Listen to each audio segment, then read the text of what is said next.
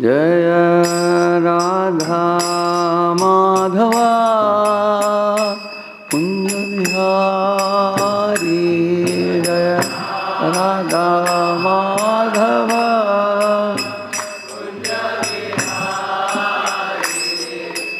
राधा माधवा कुंज बिहारी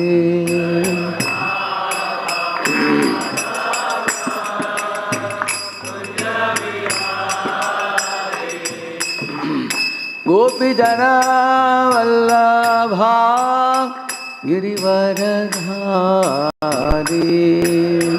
गोपी जना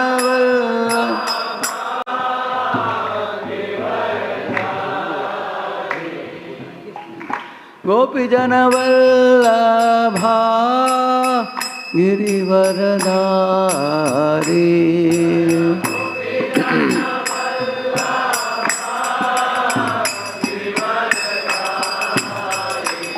यशोदानंदन व्रज जनरंजन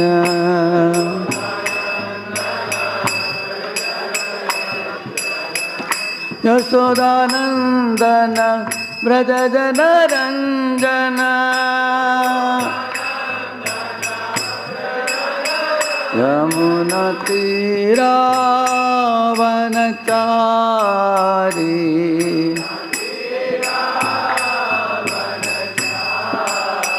यमुना तीरावनचारी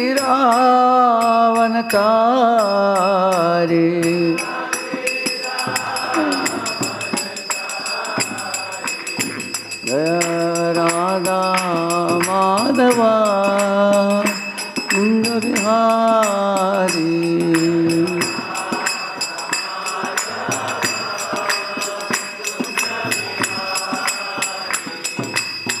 गोपी जना वल्लभा गिरिवरधारी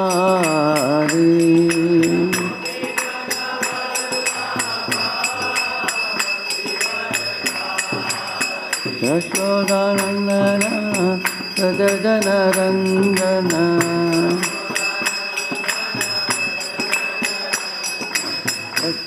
यशोदानंदन व्रज जनरंजन यमुना तीरावनचारी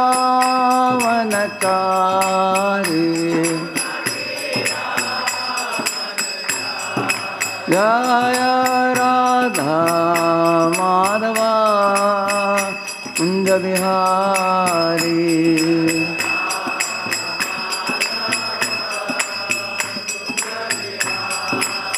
हरे कृष्णा कृष्ण कृष्ण हरे हरे हरे राम राम राम हरे हरे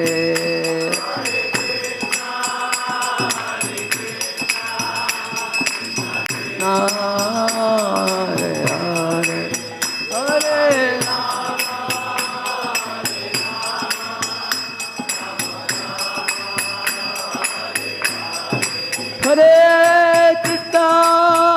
हरे कृष्णा कृष्ण कृष्ण हरे हरे हरे राम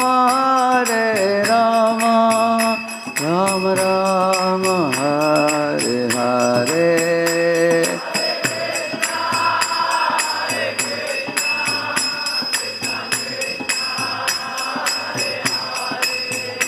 हरे राम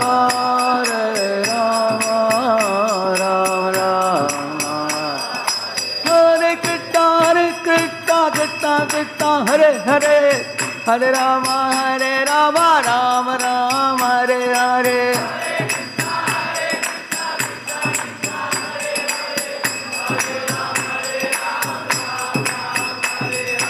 हरे कृष्णा कृष्णा कृष्णा हरे हरे हरे राम राम राम हरे हरे हरे राम राधा माधव जय राधा माधव राधा माधव जय राधा माधव।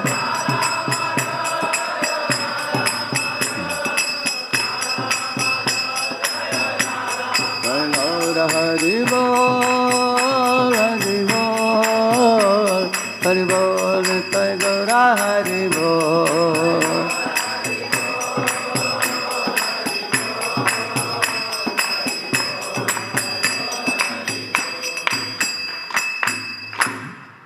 कलियुग पावन हरिनाम संकीर्तन की, ग्रंथराज श्रीमद्भागवतम की, अनंत कोटि वैष्णव वृंद की।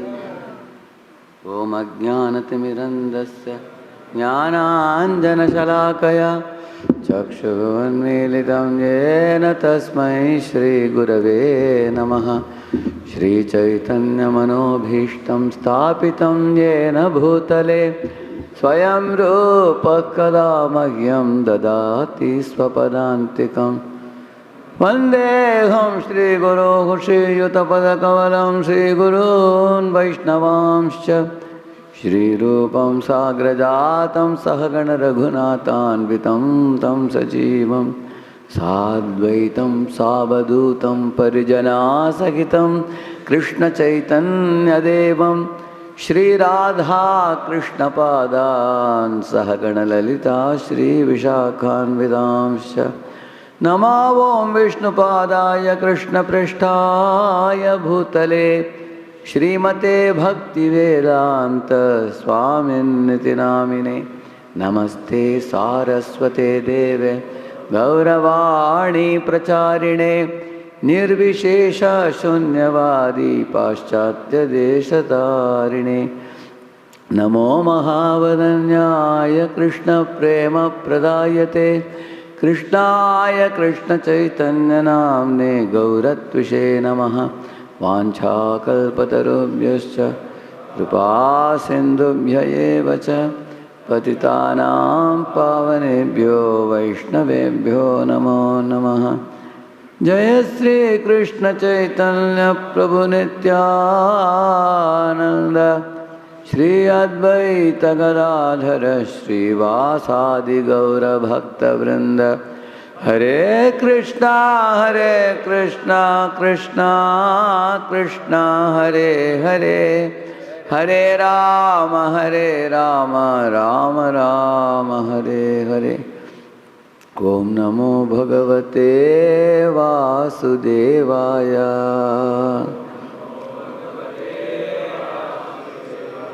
ओम नमो भगवते वासुदेवाय।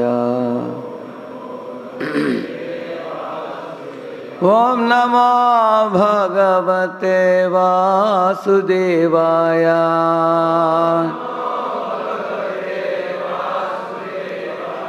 नारायणं नमस्कृत्य नरं चैव नरोत्तमं देवीं सरस्वतीं व्यासं ततो जयमुदीरये। नष्टप्रायेष्वभद्रेषु नित्यं भागवत सेवया भगवत्युत्तमश्लोके भक्तिर्भवति नैष्ठिकी। कृष्णाय वासुदेवाय देवकी नंदनाय च नंदगोपकुमाराय गोविंदाय नमो नमः। ये प्रातःकालीन भागवत के 70वें सम्मिलित हुए सब श्रद्धालु भक्तों के श्री चरणों में मेरे दंडवत प्रणाम। आपको स्वागतम। जन्माष्टमी बहुत निकट ही आने वाला है, तो इसलिए प्रभु जी ने हमको चुना है पूतना का वध का लीला। पूता का मतलब शुद्ध, ना का मतलब नहीं, उसका मतलब जो एक अशुद्ध हेतु को लेते हुए एक जीव आता है भगवान के पास, भगवान उस जीव के साथ कैसे व्यवहार करते हैं, ये हमें इस लीला में पढ़ने को मिलेगा। हाँ, भगवान हरि उनका व्यवहार साधारण जीवों के व्यवहार जैसा नहीं है। अगर कोई कुछ आपको मारने के हेतु लेकर कोई आता हो आपके पास, आप जरूर उसको मारोगे, हाँ? नहीं तो तुरंत उसको पुलिस को हैंड ओवर कर दोगे उसको। और इच्छा भी हम करेंगे कि उसको जेल में डाला जाए आजीवन के लिए। कभी आकर हमको कुछ अ, बुरा ना करे, ऐसा हम अपेक्षा करेंगे, हाँ। लेकिन भगवान कृष्ण जो हैं, उनके पास ऐसे एक राक्षसी आती है, एक गलत हेतु लेकर इनको मारने के मूड में आती है। तो भगवान उसको भलाई कैसे करते हैं, वो हम पढ़ेंगे। भगवान का एक नाम है हत अरि गतिदायका। हत का मतलब है मारना, अरि का मतलब है दुश्मन, गति का मतलब है परम पदम, दाय का मतलब है दूध देने वाला। एक दुश्मन को भी मार कर भगवान सद्गति प्रदान कर सकते हैं। ये उनकी क्षमता है। इस दुनिया में अगर आप किसी को भलाई करना चाहते हो, उनको कुछ भेंट दोगे, पुरस्कार दोगे, आलिंगन दोगे, उनकी कुछ भलाई करोगे, लेकिन इस दुनिया में कोई है क्या जो किसी को मार कर उसको भलाई कर सकता है? लेकिन भगवान मार कर भी भलाई कर सकते हैं। कुरुक्षेत्र के रणभूमि में भी करोड़ों सैनिक लोग मरे, लेकिन मरते समय ही सब लोग अपने आंखों से भगवान के सुंदर स्वरूप को निहार रहे थे। साथ साथ अर्जुन का बाण, अ, अर्जुन का तीर जब उनके वक्षस्थल पर प्रवेश किया, हाँ, ऐसे पता क्या, पार्थास्त्र पूता पदम आपुरस्य, ऐसे एक श्लोक में पढ़ते हैं। पार्थ के अस्त्र जब उनके छाती को छेदा, उस समय उनके सब पाप नष्ट हो गया उनका। क्योंकि वो सब बाण किसके आदेश से चलाए गए हैं? कृष्ण के आदेश से। इसलिए उनको स्पर्श करते ही पाप को भी चूस लिया। साथ साथ वो कृष्ण को देखते देखते सदगति परम गति को प्राप्त कर लिया, सबके सब सैनिक लोग। इस तरह इसलिए भगवान का नाम है हत हरि गतिदायका। मार कर भी सबको परम पद प्रदान किया कुरुक्षेत्र के रणभूमि में भगवान ने। जैसे एक तवा अगर गरम गरम हो, उसमें अगर आप पानी फेंको, हाँ, ऐसे चूसता है ना उसको, इस तरह पाप को चूस लिया वो तीर, जो सैनिकों को के वक्षक स्थल को छेद रहा था। ऐसे पाप को, इसे भगवान बताया, हम त्वां सर्व पापेभ्यो मोक्षयिष्यामि। पाप को भी, पाप से भी मुक्त कर दिया उनको। और भगवान को देखने के कारण 3 तरह के सैनिक थे रणभूमि में। कुछ सैनिक लोग भगवान को देखते समय ये घृणास्पद भावना से देख रहे थे कृष्ण को, कौरव सेना के कुछ लोग।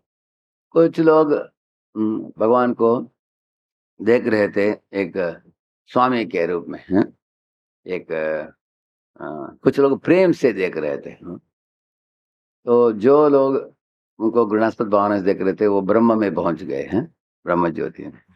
और कुछ लोग वैकुंठ में पहुंचे, कुछ लोग भगवान गोलक में पहुंचे। ऐसे हैं, ऐसे भगवान के पास क्षमता है, मार कर भी वो सदगति प्रदान करते हैं। इसलिए हरि शब्द का 2 परिभाषा देते हैं कविराज गोस्वामी, चैतन्य चरितामृत में। सर्व अमंगल हरे इति हरि। इसका मतलब है सब अमंगल को मिटा देना हरि का गुण है। हाँ, ये उनका ऐसे ही आदत है हरि का, सब अमंगलता को मिटा देता है। और प्रेम दिया हरे मन, प्रेम देकर चित्त को चोरी करते हैं। इसलिए उनका नाम है मनोहर, होते हैं उनका नाम है, मन को हरण करने वाले। इस तरह एक गीत में भी हम गाते हैं ना, कल गा रहे थे हम लोग, भक्ति प्रीति मला चंदन तुम्हें नियो चित्त नंदन। तो चित्त को नंदन, चित्त को आनंद देने वाला भगवान हरि, उनके लीलाएं चित्त को आनंद देने वाले होते हैं, मन को हरण करने वाले होते हैं, पाप को नष्ट करने वाले होते हैं। तो इस तरह हत हरि गतिदायक, ऐसा। तो इस तरह भगवान हरि के गुण हैं ऐसे। अगर भगवान धोखा भी देते हैं किसी को, वो धोखा में भी धोखा नहीं है। जैसे कभी कभी एक माँ क्या करती है, बच्चा एक मोबाइल लेकर बात करना चाहता है, लेकिन बच्चा का स्कल होता है एकदम मुलायम होता है, मोबाइल में गर्मा गर्म मोबाइल को रखेगा कान में, उसको नुकसान हो जाएगा उसको। माँ क्या करते, उस मोबाइल को चोरी कर लेती है, दूसरा एक डब्बा मोबाइल देती है उसको, जो स्कूल के बच्चे पेंसिल रखते हैं, पेंसिल पेन रखते हैं। मोबाइल जैसे दिखता है लेकिन वो मोबाइल नहीं है वो, हाँ? लेकिन मूर्ख का बच्चा उसको उठाकर बोलता हेलो हेलो बोलता है वो, हाँ? कोई दूसरा और कोई सुनेगा नहीं इसमें, वो पेंसिल बॉक्स है वो। लगता है कि माँ उसको धोखा दे रही है, लेकिन उसकी भलाई के लिए कर रही, करेक्ट ना? अगर वो बड़ा हो गया, 20-25 हो गया उम्र, उसको उसके बाद देगी वो, हाँ? जब उसको नुकसान नहीं करेगा तब देगी वो। इस तरह भगवान जब बलि महाराज से तीनों लोगों को छीन लिया, वो वैसा ही है, हाँ? जैसे माँ एक मोबाइल को ले ले, क्योंकि वो तीनों लोगों का अधिपति बनकर अहंकार चढ़ गया था उनको कि ये क्या छोटा बालक मेरे पास आकर 3 पाँव मांग रहा है, मैं तो उसको एक द्वीप को ही दे सकता हूँ। हाँ, ऐसे उसके मन में विचार था। वो बोला कि मांगने वाले को अकल नहीं तो देने वाले को भी अकल नहीं क्या? हाँ? इतना कम दिया आपने बच्चे को, ऐसे लोग, मैं हमारी इज्जत की बात है, ऐसे बोला उसने, हैं? भगवान मुस्कुरा रहे थे, अब वेट करके देखो क्या होने वाला है, हैं? बाद में भगवान तीनों लोगों को 2 पाँव में माप लिया, हैं? तीसरा पाँव रखने के लिए स्थान नहीं था।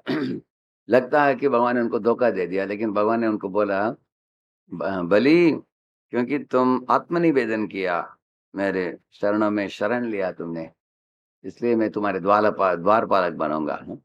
तुमको बिल स्वर्ग का राजा बना दूंगा, तुम्हारे द्वारपालक बनूंगा, और अगले जन्म में तुम इंद्र बन जाओगे, जो मैं ले रहा हूँ धन संपत्ति सब तुमसे वो सब वापस लौटा दूंगा तुम।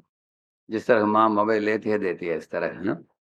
इस तरह भगवान की अ, धोखा देना भी एक तरह का लीला है।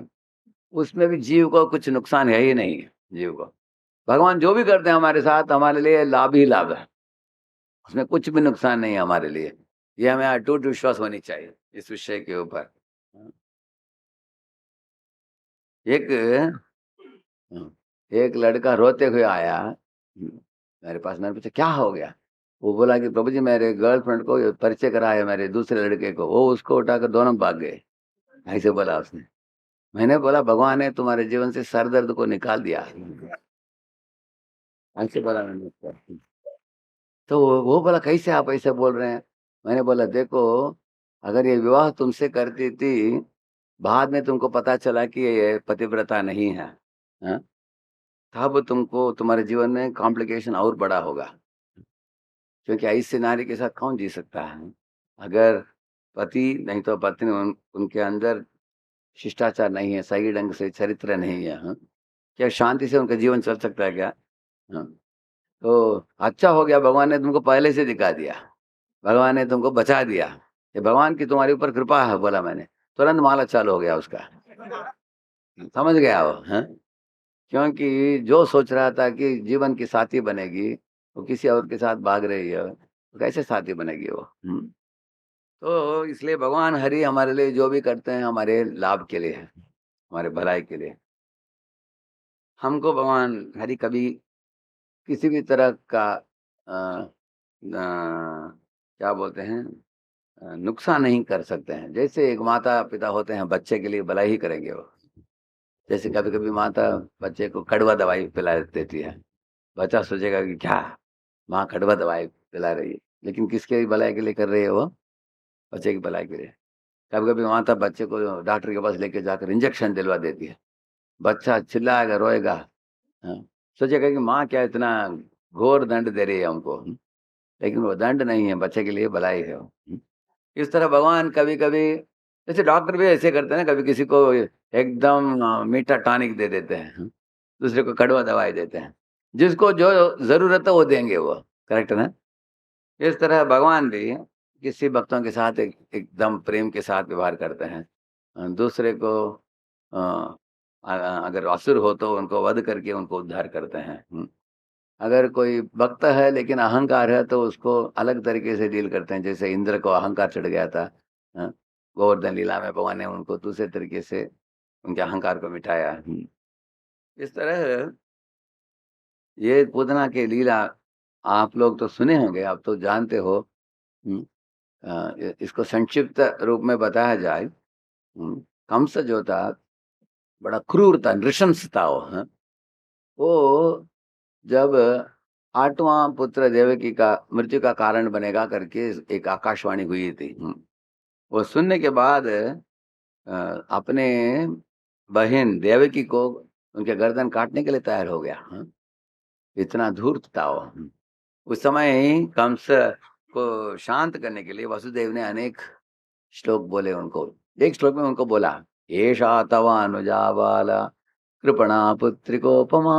बता रहे हैं कि ये कंस, ये तव अनुजा, ये तुम्हारी बहन है, बाला ये स्त्री है, कृपणा ये कमजोर है, पुत्री को उपमा तुम्हारी पुत्री जैसा है, हाँ? क्योंकि एक भाई के लिए उसके छोटी बहन पुत्री जैसी है, क्योंकि पिता तो सेटल करते हैं बेटी को, अगर पिताजी वृद्ध हो गए तो बड़ा भाई का जिम्मेदारी होता है छोटे बहन को विवाह करके सेटल करना। तो पुत्री को उपमा ऐसे बोला उन्होंने। हंतुम नार्घसी कल्याणी में, हाँ? ये जो है इस तरह के विवाह के समय में तुम इसको मारने के लिए जा रहे हो, ये उचित नहीं है। सब सारे दुनिया के लोग तुम्हें निंदा करेंगे, ये तुम्हारी इज्जत की बात है, बोला। वो बोला, हाँ आपने सही बोला, फिर भी मेरा जान मुझे मेरी इज्जत से भी ज्यादा प्रिय है। वो तैयार नहीं था, उसको मारने के लिए गया, हाँ? तो तब वसुदेव ने बोला, चिंता मत करो, मैं सब बच्चों को एक एक करके दे दूंगा तुमको, 8 बच्चों को, कोई तुमको मारेगा नहीं। तो उसके बाद वो खुश हो गया, तो उनको छोड़ दिया। तो इस तरह एक एक करके बच्चे को मारते गया। अभी 8वां बच्चा कौन है? भगवान कृष्ण। तो भगवान कृष्ण अवतरित होकर देवकी वसुदेव को आदेश दिया उन्होंने कि आप मुझे नंद गोकुलम में लेके जाओ, नंद गोकुलम में लेके गए, वसुदेव उनको। भगवान की इच्छा थी कि नंद गोकुलम में कौन है, यशोदा नंद को बाल्य लीलाओं को प्रदर्शित करना चाहिए, मेरे शुद्ध भक्त हैं। बाद में मैं आऊँगा देवकी माता वसुदेव को मिलने के लिए, 11 साल में आएंगे। तो वृंदावन में भगवान ने ऐसे बाल्य लीलाएं प्रकट की कि दुनिया ने कहीं नहीं इस तरह का प्रदर्शन देखा है। देखिए सारे दुनिया के कितने धर्म हैं, कृष्ण धर्म है, इस तरह बुद्धिस्ट धर्म है, मुस्लिम धर्म है, ऐसे अनेक धर्म हैं। अनेक धर्म में लोग बोलते हैं कि भगवान निराकार हैं, भगवान शक्तिशाली हैं। कुछ धर्मों में लोग सोचते हैं कि भगवान जो पापी लोगों को दंड देते हैं, हाँ, लोग सोचते हैं। कुछ कुछ लोग बोलते हैं भगवान को कोई देख नहीं सकता, निर्विशेष निराकार है। इतना ही लोग जानते हैं, इससे ज्यादा नहीं जानते हैं। लेकिन भागवत के अंदर ये मर्म की बात समझा गया कि भगवान के 3 रूप में भगवान जीवों के साथ अ, अ, पेश आते हैं। वदन्ति तत्त्वविदस्तत्त्वं यज्ञानमद्वयं ब्रह्मेति परमात्मेति भगवान इति शब्दते। फिर बताया गया कि ब्रह्मा, परमात्मा, भगवान 3 तरीके से जीव भगवान को समझ सकता है। एक है जैसे भारत है, अभी भारत में भारत सरकार है, भारत का पार्लियामेंट है और प्रधानमंत्री का घर है। ये 3 में आप देखेंगे भारत का सरकार निराकार है, और पार्लियामेंट, उधर प्रधानमंत्री का स्थिति क्या है, राय श्री राधा माधव की प्रधानमंत्री का स्थिति क्या है पार्लियामेंट में, सब लोग उनको सलाम मारते हैं। आपने देखा है अगस्त 15 को आर्मी, नेवी, एयरफोर्स सब लोग उनको सैल्यूट मारते हैं, करेक्ट है ना? लेकिन वही प्रधानमंत्री जब घर जाता है अपने माँ को झुकता है, हाँ? उधर उनका संबंध अलग है। पार्लियामेंट में प्रधानमंत्री बड़ा है, सब लोग उसके सामने छोटे हैं, लेकिन घर में प्रधानमंत्री वो छोटा है, उसके माता पिता भाई बहन वही बड़े हैं, करेक्ट है ना? तो उनके सामने अपने स्वामित्व को जमाता नहीं है वो, हाँ? इसी तरह भगवान के 3 तरीके से हम भगवान को समझ सकते हैं, ब्रह्मन, परमात्मा, भगवान। जो लोग भगवान से ज्यादा संबंध नहीं है उनका, वो कभी स्पर्धा भी करते हैं भगवान के साथ, ऐसे लोग, वो लोग भगवान के निकट नहीं जा पाएंगे वो, क्योंकि वो कॉन्फिडेंशियल एसोसिएट नहीं है भगवान के। भगवान बोलते हैं क्योंकि तुमको मेरे ऊपर विश्वास भी नहीं है, मेरे स्वरूप के ऊपर, जिनको मेरे ऊपर प्रेम नहीं है, स्वरूप के ऊपर विश्वास भी नहीं है, तुम ब्रह्म में रहो, बस सरकार निराकार, निराकार में रहो, इस तरह आप देखेंगे जिनका घनिष्ठ संबंध नहीं है, हम सिर्फ प्रधानमंत्री को सरकार के रूप में जानते हैं, हाँ? अगर कोई देश के लिए बहुत कुछ किया है, कोई एमएलए एमपी बनता है, तो वो लोग उनको मिलते हैं पार्लियामेंट में, हाँ? लेकिन कोई ब्लड रिलेटिव है उसका, एकदम निकट घनिष्ठ संबंध है, वो उनको घर में रहते हैं उनके साथ, करेक्ट ना? उनका संबंध अलग होता है उनके साथ। अगर मैं पूछूंगा आपको प्रधानमंत्री को क्या सब्जी पसंद है, कौन बोल सकता है? क्या एमपी एमएलए बोल पाएगा वो? नहीं, कौन बोलेगा? माँ बोल सकती है, माँ बहन भाई वो बोल सकते हैं, उनको घनिष्ठ चीजें मालूम है उनके बारे में, करेक्ट है? जैसे मेरे मेरे पिताजी एक कॉलेज में head of the department of English ऐसे काम करते थे, लगभग 35 साल 35 ईयर्स काम किया ऐसे उन्होंने। जब मैं कभी स्कूल से उनके डिपार्टमेंट में जाता था कॉलेज में मिलने के लिए, तो जब हम जाते थे इंग्लिश डिपार्टमेंट में, किसी को पूछने की ज़रूरत नहीं, हाँ। कोई विद्यार्थी जाएगा तो इतना परमिशन लगता है, मैं सीधा पहुँच जाता था, हाँ, उनके कमरे में। पहले बार मैं जब आया, लोगों ने पूछा, "है, कौन हो तुम?" पूछा। मैंने बोला, "मैं" पिताजी का नाम बोला, "वेंकटरामन का बेटा।" "हाँ, सॉरी, सॉरी।" बोले, "चाहिए, चलो, चलो, चलो, नो प्रॉब्लम।" चलो बोल दिया।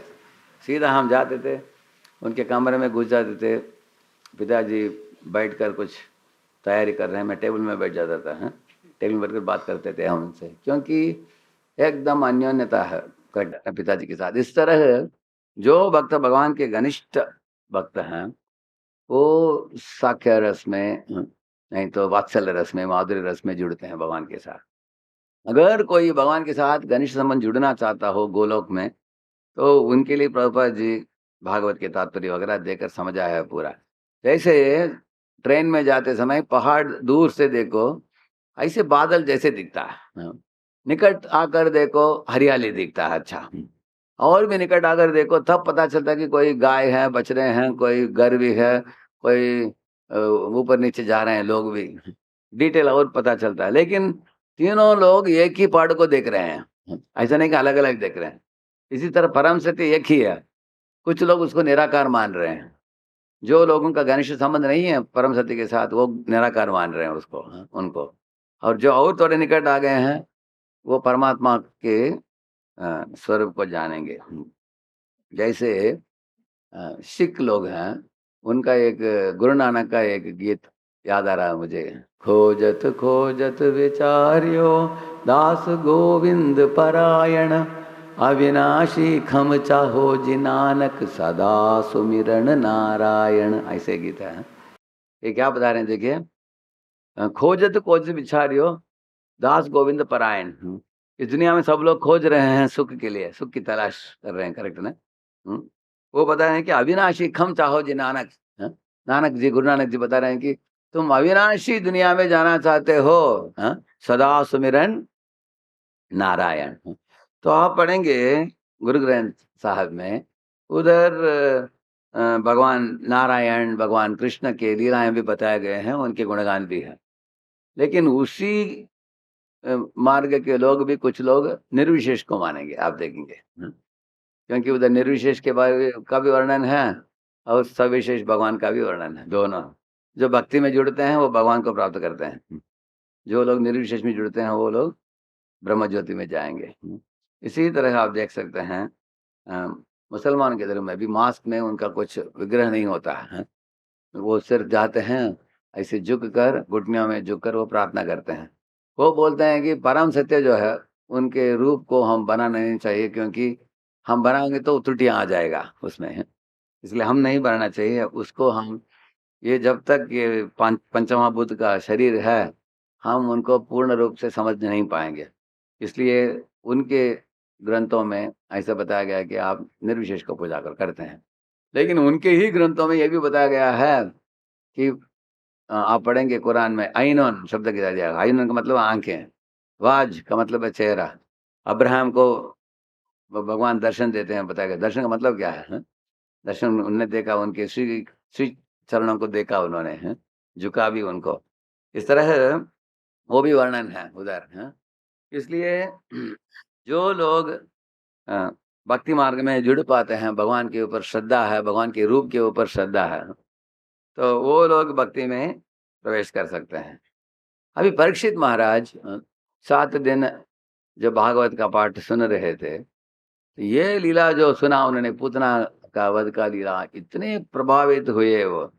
पूतना का शकटासुर का लीला सुनने के बाद उन्होंने बोला इनको, सुखदेव गोस्वामी को, येन अवतारेण भगवान हरिरीश्वरः करोति कर्ण रम्याणि मनोज्ञानी च न प्रभो। अभी तक आप अनेक अवतारों के बारे में वर्णन किया आपने, जैसे लक्ष्मी नारायण, सीताराम, मत्स्य कूर्म, वराह, नरसिंह। अच्छा लगा हमको ये सब लीलाएं सुनकर भगवान के। लेकिन अभी जो चालू किया आपने, पूतनावध, तृणावर्त इत्यादि, ये सुनकर मुझे बड़ा ये आश्चर्यजनक लीलाएं हैं। उन्होंने बोला कारण क्या है, पहले जो आपने लीला बताया, जैसे नरसिंह देव जो आए, उनके नक जो था बिजली जैसे था, वो कटिंग टूल जैसे था, थंडरबोल्ट जैसे था वो। फाड़ दिया उन्होंने हिरण्यकशिपु के छाती को, फाड़ दिया उन्होंने, है। लेकिन इधर पढ़ते हैं, पूतना का वध किया भगवान ने अपने 2 वोंटों से। अपने 2 वोंटों का शक्ति दिखाने के लिए भगवान ने पूतना का वध किया, और अपने हाथ की शक्ति दिखाने के लिए तृणावर्त नाम के एक बवंडर है, उसको उसके गले पकड़ लिया और वो ऊपर उड़ते हुए गया बहुत दूर। उसने सोचा कि बच्चा डर गया होगा, इसलिए गला पकड़ रहा, सोचा उसने, क्योंकि हम एकदम ऊपर लेके जा रहे हैं। तो भगवान ऊपर से नीचे देख रहे थे, वृंदावन में कौन कौन भक्त क्या क्या सेवा कर रहे हैं। ये एरियल व्यू मिल गया भगवान को, है ऊपर से। अच्छा भी लगा, कभी कभी हम जॉइंट व्हील में जाते हैं ना ऊपर, ऐसे भगवान को अच्छा भी लगा। बाद में तुरंत माँ की याद आ गई, माँ रोती रहेगी, ढूंढती रहेगी हमें, इसलिए क्या क्या अभी नीचे जाना। नीचे जाने का मैकेनिज्म क्या है, गला पकड़ लिया जोर से उसका, ऐसे गला पकड़ा भगवान ने, उसके दोनों आंखें बाहर आ गए ऐसे, ऐसे। तो उसका प्राण निकल गया, ऊपर से नीचे गिरते हुए आया, एक चट्टान के ऊपर गिर पड़ा, हड्डी पसली हो गया उसका। लेकिन भगवान का कुछ नहीं हुआ, एक स्क्रैच भी नहीं आया उनके शरीर में। नंदा बाबा ने बोला, देखो हमारा बच्चा बहुत पुण्य करके आया है, इसलिए उसको स्क्रैच भी नहीं हुआ, ऐसे बोल रहे हैं वो प्रेम से।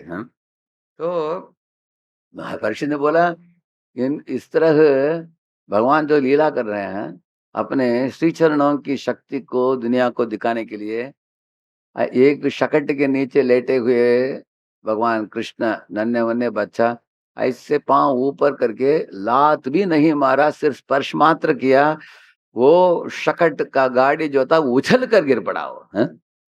इतना शक्ति है, कौन कर सकता है? इतना भारी गाड़ी है, उसके ऊपर बड़े बड़े बर्तन भी हैं, भगवान ने ऐसे स्पर्श मात्र किया अपने पांव से।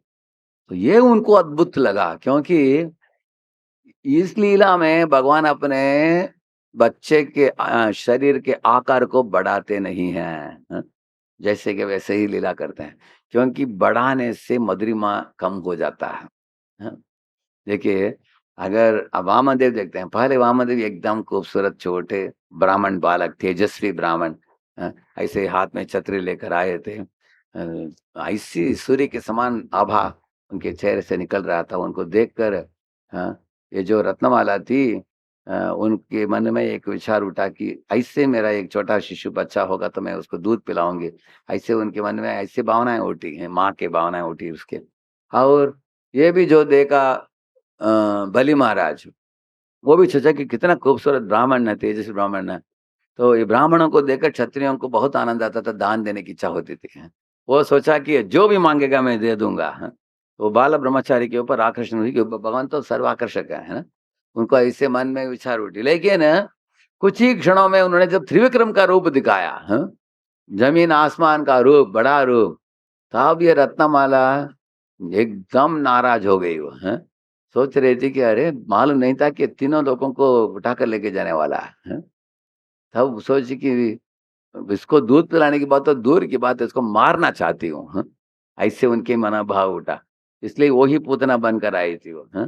पूतना मारने की मूड में भी आई थी, लेकिन दूध पिलाने की भी इच्छा थी उसकी, करेक्ट ना, वही बनकर आई थी ऐसे। तो लेकिन ये मैं क्यों बोला आपको, ये जो भगवान बड़ा रूप धारण करते हैं, जैसे नरसिंह देव, इतना बड़ा रूप धारण करके ऐसा बताया गया कि उनके बाल जो थे वो बादलों को बिखर रहे थे, और उनके दोनों आंखें सूर्य और चंद्र के समान चमक रहे थे। और उनके जो जिघवा था तलवार जैसे दिख रहा था। ऐसे जब आवाज कर रहे थे, जैसे धरती में भूकंप हुआ, सब देवी देवता भी गिड़गिड़ा रहे थे, वो भी डर रहे थे ऐसे। तो भगवान बड़ा आकार ऐसे लेकर आते हैं, जब लीलाएं करते हैं लोग डर जाते हैं ऐसे। लेकिन भगवान कृष्ण अपने मधुरिमा को कभी त्यागते नहीं। वृंदावन के वासियों के सामने अपने बचपना, अपने बच्चे का व्यवहार जैसे कि वैसे रखते हैं भगवान, है। ये एक अद्भुतता है भगवान की इन लीलाओं में, जो परीक्षित महाराज ने देखा। तो पूतना का वध हो, तृणावर्त का वध हो, भगवान जैसे कि वैसे ही है। दूसरा चीज है, भगवान किसी भी तरह का आयुध इस्तेमाल नहीं करते हैं।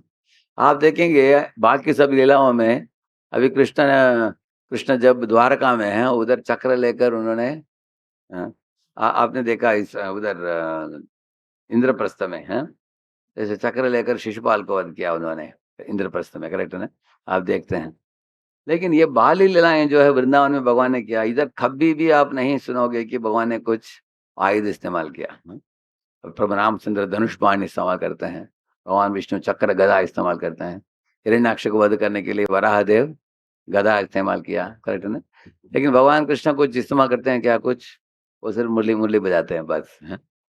वध भी आसानी से कर लेते हैं, ओंठों से मार दिया पूतना को, हाथों से मार दिया तृणावर्त को, है? लात मार कर शकटासुर को वध कर दिया अपने पांव से, है?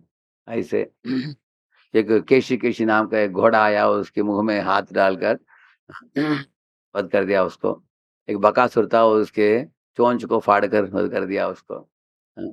एक व्यक्ति था जो अघासुर सर्प के रूप में आया था, उसके अंदर सब घुस गए, भगवान भी घुस गए, गोपाल सब गए, वो बंद कर दिया मुख, है। उसके बाद भगवान ने देखा सब के सब गोपाल मर गए थे अंदर, हाँ। इतना दुर्गंध आ रहा था, जैसे कभी कभी एक बार हम लोग ट्रेन के लिए वेट कर रहे थे, देखा मैं सब बोगी में इतना भीड़ भाड़ था, एक छोटा बोगी था, खाली था वो, हाँ। सोचा मैं घुस जाऊं, घुस गया, लेकिन वो लगेज का बोगी था, वो लगेज रखते ना, उधर पूरा मछली का टोकरी था उधर। इतना दुर्गंध, वो अगासुर के मुंह जैसा ही था वो। उस दिन मुझे साक्षात्कार हो गया, अगासुर का मुंह कैसे होगा, हाँ? एक स्टेशन के लिए हम नाक पकड़कर वेट कर रहे थे, अगले स्टेशन कूद गए बाहर। तो ऐसे सब गोप बाल मर गए थे। भगवान ने सोचा अभी तो गोप बाल सब मरे हैं, इसलिए मैं थोड़ा आकार का बढ़ाऊंगा, उनको पता भी नहीं चलेगा। तब अपने आकार बढ़ा करके उन्होंने क्या किया, अगासुर के गला को बंद कर दिया।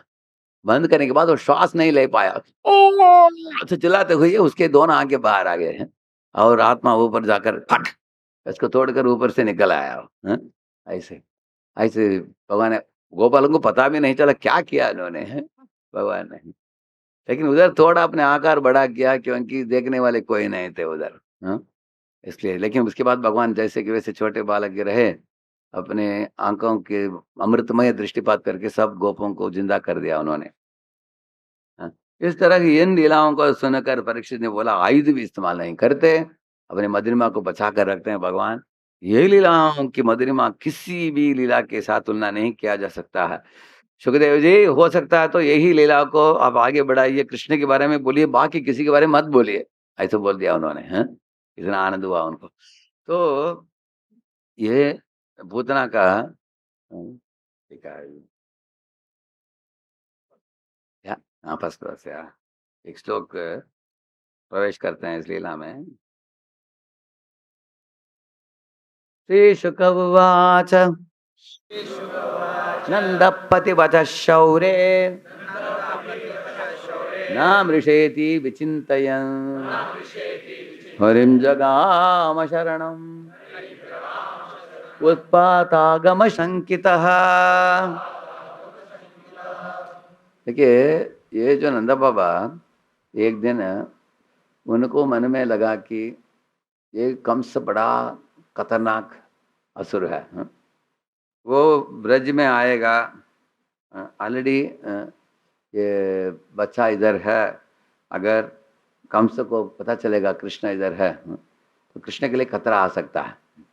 इसलिए उन्होंने सोचा कि 4-5 साल के लिए खैर मैं अभी एक साथ दे दूं, तो इधर आएगा ही नहीं वो। ऐसे सोचकर उधर गए थे, किधर, मथुरा में गए थे वो। तो मथुरा में वसुदेव जी मिले उनको, किधर, घर में नहीं, कहीं चलते समय, सड़क में चलते समय एक बैलगाड़ी था, वो बैलगाड़ी में बैठे थे वो, हाँ? उधर मिला उनको।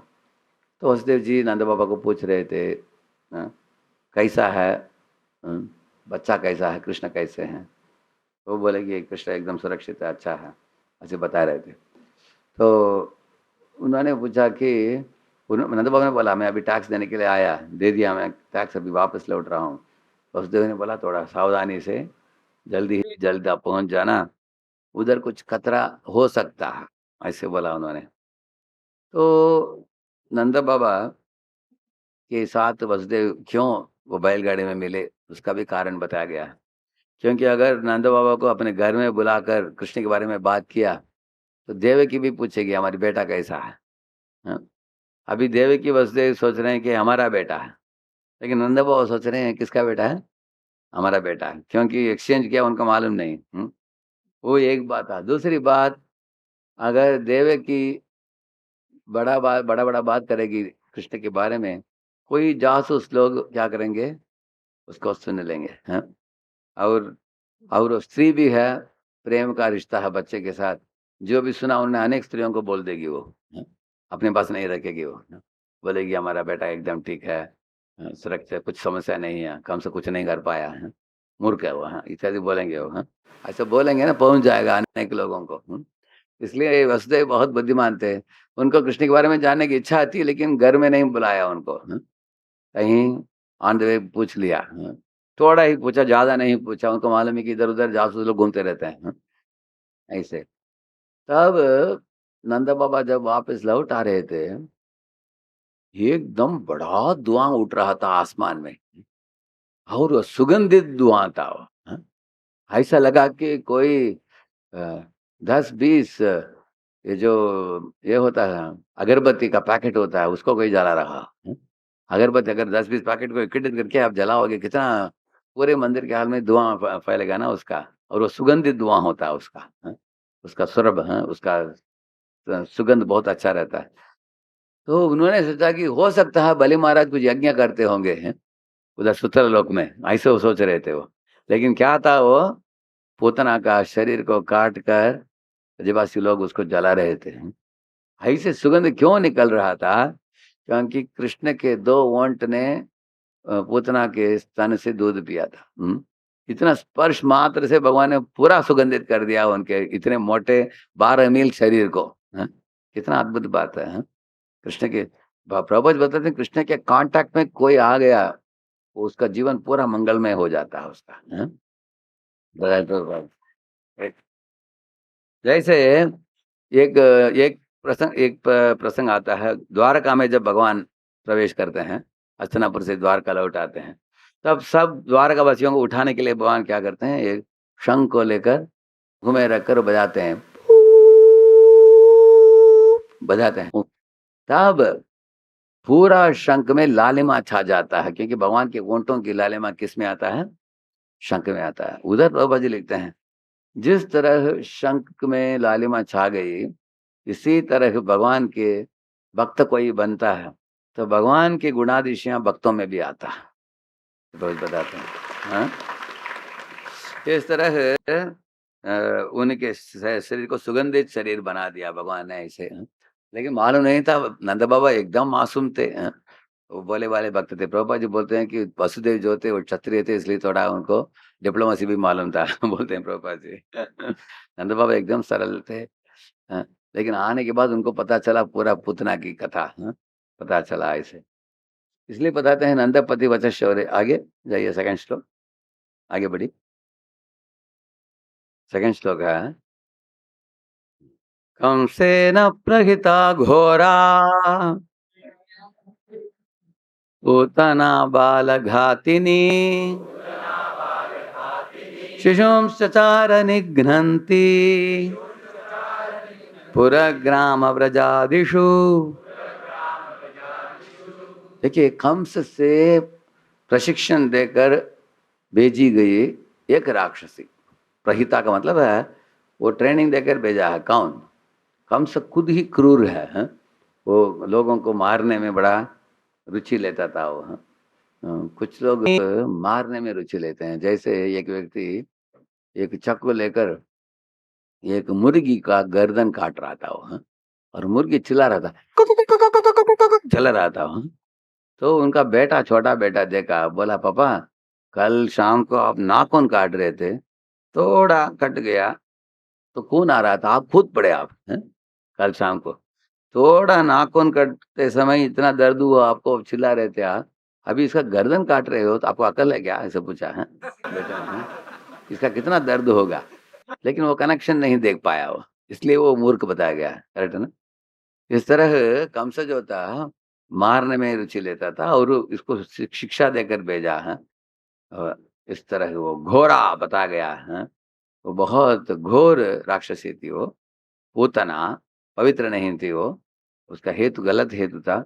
बालघातिनी बताया गया है, जो बच्चों को मारने में निपुण थी, उसका नाम था केचरी बोलते हैं प्रभुपाद। कैसे मतलब उड़ने वाली एक चुड़ैल, हाँ? और बच्चों को मारने वाली होती है। शिशु सचार निघ्नन्ति, पूरा ग्राम ऐसे ग्राम में इधर-उधर घूम-घूम कर मारने वाली थी।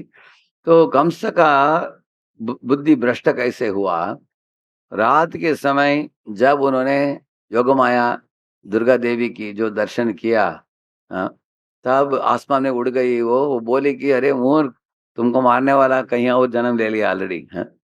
और तुम्हारी क्रूरता को छोड़ दो, हाँ? ऐसे बोला। उसके बाद उसका मन बदल भी गया, हाँ? वो दंडवत प्रणाम किया, अपने बहन देवकी को और वसुदेव को भी दंडवत किया, जंजीर इत्यादि निकल दिया, माफी मांगा उनको, हाँ? इत्यादि हुआ। लेकिन अगले दिन सभा में जाकर अपने मंत्रियों को बुलाकर बोला उसने, हैं? इस तरह में कल रात को हुआ। मंत्री लोगों ने बोला कि राजा, आप क्या सोचते हैं अपने बारे में? सब देवी देवता आपको देखकर गिड़गिड़ाते हैं, हैं? मुकुट आपके पांव में रखकर सर झुकते हैं। इस दुनिया में आपके समान कोई नहीं, आपसे बढ़कर कोई नहीं, हैं? आप क्यों डरते हैं? आप डरना नहीं, हम भी हैं आपके साथ, हैं? और उन्होंने बोला कि अ, शिव जी हमेशा तपस्या में बैठे हैं, हैं? अ, और ब्रह्मा जी प्रजापति में व्यस्त हैं, और जो भगवान हरि आपके डर से सबके हृदय में छुप गए हैं। ऐसे बोला उन्होंने। इसलिए आपको डरने की बात नहीं है। बच्चा की बात जो है, अभी हम क्या करेंगे, पिछले 1 महीना जिधर भी बच्चा जन्म लिया होगा उसको वध कर दिया जाए, तो जो भी आपके लिए मारने के लिए जन्म लिया होगा वो भी मर जाएगा, हाँ? ऐसा कीजिए करके एक ऐसे क्रूर प्लान प्रस्ताव रखा। ये मूर्ख कंस उसको मान लिया। तुरंत उसका मन, इसको स्विंगिंग मूड्स बोलते हैं। ये मूड से ए मूड में चला गया, हाँ? उसका माइंड ऐसे। तो उसके बाद ही इसको भेजा, किसको? ये पूतना को भेजा ऐसे, हाँ? तो तीसरा श्लोक बहुत महत्वपूर्ण है, आज का श्लोक। न यत्र श्रवणादीनि रक्षोघ्नानि स्वकर्मसु कुर्वन्ति सात्पदां भर्तुर्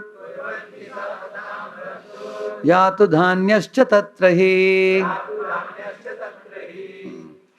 देखिए इधर बताते हैं कि जिस स्थान में भगवान के श्रवण होता है, कथा का श्रवण होता है, उधर किसी भी तरह का अशुभ चीज नहीं हो सकता है। इधर बताया गया है, wherever people in any position perform their occupational duties of devotional service by hearing and chanting, there cannot be any danger from bad elements. इसलिए गोकुल की बात क्या है, गोकुल में सदा 24 घंटा भगवान की ही लीला चेष्टाओं का चर्चा होता रहता है। ऐसे बताते हैं। क्योंकि ये राजा परीक्षित जब कंसा और पूतना की बात सुना, साथ साथ भगवान कृष्ण के शिशु का रूप के बारे में सुना, तो उनके शरीर में कंपन होने लगा। किसको? परीक्षित को, हाँ? क्योंकि डर गया, ये छोटा शिशु और ये राक्षसी आ रही है, क्या होगा कृष्ण को, हाँ? कृष्ण को बचाएगा कौन, हाँ? ऐसे उनके मन में डर पैदा हुआ। तब सुखदेव गोस्वामी बोला, राजन चिंता मत करो, जिस स्थान में भगवान के श्रवण होता है, हाँ? तो बहुत अच्छा स्थान है। इधर बताते हैं 3 स्टेज बताते हैं, विश्वनाथ चक्रवर्ती ठाकुर बताते हैं, हाँ? जिधर लोग अपने कर्म को करते हैं और साथ साथ श्रवण भी करते हैं। लेकिन कुछ स्थानों में कुछ लोग दिन रात बैठकर बहुत श्रवण करते हैं, वो बेहतर है। उससे भी बढ़कर स्थान क्या है, जिधर भगवान खुद उनका व्यक्तित्व है, भगवान खुद ही उधर अवतरित हुए हैं, जैसे वृंदावन। तो ऐसे भगवान हरि जिस स्थान में है उधर कोई उनको कुछ नहीं कर सकता। हाँ? इसलिए तुमको डरने की जरूरत नहीं है। इसलिए भगवान के जन्म और कर्म के बारे में वर्णन आता है दशम स्कंद में। हम भी पढ़ेंगे, हमको सही ढंग से समझ में आ जाएगा। जैसे एक एक उदाहरण देता हूँ आपको। एक बार कृष्ण बलराम दोनों देखा कि 21 अक्षौणी को लेकर आ गया जरासंध। हाँ, इसलिए भगवान, और दूसरी ओर काले वन आया 7 अक्षौणी को लेकर, कुल मिलाकर कितना हो गया? हाँ, 28 हो गया। और दोनों मथुरा को आक्रमण करने के लिए आए, तो मथुरा की प्रजा को क्या होगा? भगवान ने रातों रात उनको ट्रांसपोर्ट कर दिया द्वारका। इतना ही नहीं, जो लोग सोए मथुरा में उठे द्वारका में, और बड़े बड़े महल में रहते थे वो लोग। ऐसे भगवान ने महल भी बना दिया, महल में सुला भी दिया, लोग उठे, पता भी नहीं चला कि हम किधर हैं, इतना अच्छा घर कैसे बन गया है। भगवान ने ऐसे कर दिया उनको ऐसे। और भगवान ने सब भक्तों को भेज दिया, हम क्या इधर करने वाले हैं, अकेले हम भी निकलते हैं। तो भगवान भी निकलने वाले थे, लेकिन जरासंध ने पीछे किया। जरासंध तो उनको वध करना चाहा। भगवान जा रहे थे चलते हुए, पलायमान तो दृष्टवा मागध प्रहसन बलि, ऐसे बताया गया उधर। मागध कौन है? जरासंध है। वो अनमदावत तथा नीकर ईशयोर अप्रमाणवेद बताया गया इधर। पीछे किया उसने, रथ के ऊपर बैठकर कृष्ण बलराम को चेस किया उन्होंने उनके पीछे, और वो दोनों भाग रहे हैं पांव से, और ये रथ में चढ़कर भाग रहा है पीछे उनको मारने के लिए। लेकिन इसको मार, इधर बताया गया ईशयो हो। क्यों ईशयो बताया गया है? क्योंकि दो माधव और दो माधव हैं, माधव बताया गया है। माधव मतलब कृष्ण और बलराम। वो ईश की उनका शक्ति क्या है? अप्रमाणवित बताया गया है। उसको मालूम नहीं था कि कितने शक्तिशाली हैं। और एक बात बताया गया है, वो भागते समय सुखदेव गोस्वामी बताते हैं, अभीतौ भीरु भीतवत, ऐसे बताते हैं। अभीतौ का मतलब क्या है? अभीतौ, नॉट अफ्राइड। भीरु का मतलब कवाड़। भीतवत का मतलब क्या है? मानो डर गए, ऐसे भाग रहे थे दोनों। जैसे कभी कभी आपने देखा होगा, छोटा बच्चा एक हाथ में लाठी लेकर पीछे करता है और पिताजी भागते हैं, ऐसे भगवान भाग रहे थे। भक्तों को बहुत आनंद आएगा, देखो भगवान क्या लीला कर रहे हैं, देखो। हाँ, ऐसे ऐसे भाग रहे थे भगवान ऐसे। हैं अभी बच्चा पीछे पीछे भागता है, सोचता है कि पिताजी डर गए मेरे से। हैं ऐसे, हैं ऐसे भाग रहे थे भगवान। इतना ही नहीं, दूर भागने के बाद प्रदुत्य दूरम संश्रांत, बहुत दूर भागकर थकावट आने के बाद आप क्या करोगे बताओ? अगर आप बहुत दूर भागे, थकावट आ गया, आप क्या करोगे? आप आराम करेंगे ना। उधर बताया तुंग मारुगताम गिरिम, 90 मील का उन्होंने एक पहाड़ के ऊपर चढ़ा थकावट होने के बाद। ऐसे बताया, कोई कर सकता है?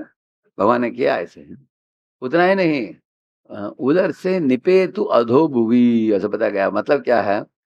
ऊपर से भगवान ने देखा कि जरासंध ने देखा इतना बड़ा पहाड़ है, और पहाड़ में इतना हरियाली है, और सोचा कि कहीं तो ये लोग दोनों अंदर घुसकर छुप गए हैं, अभी पकड़ना मुश्किल है।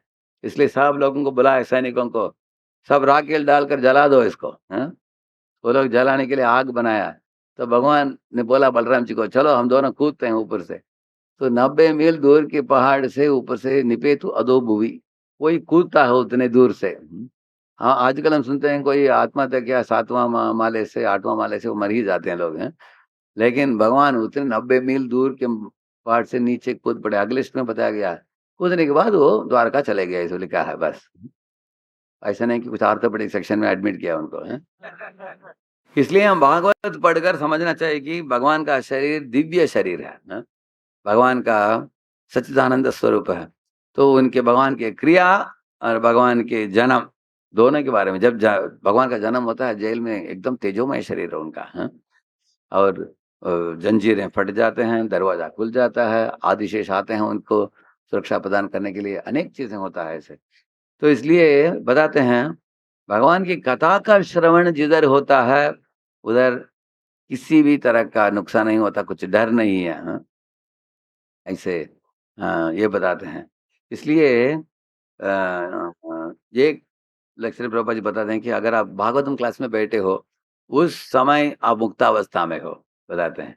क्योंकि भागवतम क्लास होने के बाद तरह-तरह की समस्या आते हैं, हाँ? आपने ऐसे बोला, तुमने ऐसे बोला, ये प्रॉब्लम, वो प्रॉब्लम सब आता है। लेकिन क्लास हम श्रवण करते समय लीला में हमारा चित्त मग्न है। उस समय तक हम लोग मुक्तावस्था में हैं। लेकिन अगर कोई लगातार सुनता रहता है, बोलता रहता है, दूसरा कुछ नहीं है, तो वो लोग हमेशा मुक्तावस्था में रह सकते हैं, हैं? और इस तरह से मृत्यु के समय वो लोग उनके चित्त भगवान की लीला में मग्न होकर भगवत धाम लौट जाते हैं। ऐसे ही। तो राक्षसी लोगों का शक्ति उधर होता है, जिधर यज्ञ होता है लेकिन कथा नहीं होता है, उधर वो लोग आक्रमण कर सकते हैं, ऐसे बताते हैं। या तो ऐसे अनेक श्लोक हैं, लेकिन हम आगे बढ़ते हैं। 5वां श्लोक में आइए। 5वां श्लोक में तां केशबन्ध व्यतिशक्तमल्लिकाम् बृहन्नितम्बस्तनकृच्छ्रमध्यमाम् सुवाससंकल्पितकर्णभूषणा पिशोल्लसत्कुन्तलमण्डिताननाम्। इधर सुखदेव जी वर्णन कर रहे हैं पूतना कैसे दिख रही थी, हाँ, जब प्रवेश किया वृंदावन में उन्होंने। You have that projector, I want to show something. पिछले 10 दिनों में जन्मे सभी बच्चों को मार दो, ताकि यदि मेरा काल जीवित है तो उनमें वो भी मारा जाए। जो पूतना को अच्छी तरह नहीं जानता, वही उसे ऐसा दुष्कर्म करने का आदेश दे सकता है। क्योंकि पूतना तो स्वयं ऐसे कर्मों को करने की प्रतीक्षा में रहती है।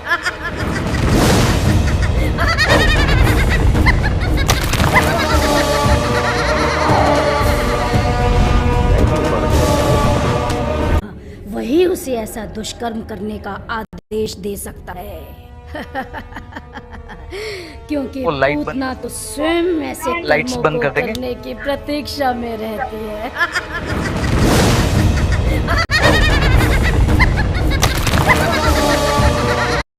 तो जब उड़ते के ऊपर कितने पहाड़ गिरते हैं नीचे, देखे हैं, देखा ना आपने?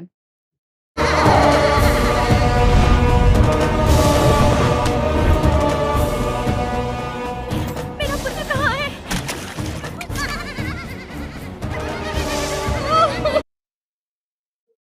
ऐसे उड़ते हैं। सुदबुद्धि खो बैठी। इतना नन्हा सा है तो देख रहे, देखा ना, ऐसा आकर्षण। कृष्ण सच में बड़ा अद्भुत है। कृष्णा अद्भुत, हाँ, यही होगा वो। परंतु यदि सच में वो इतना शक्तिशाली है तो अवश्य ही घातक भी होगा। मुझे पूरी तैयारी से जाना होगा।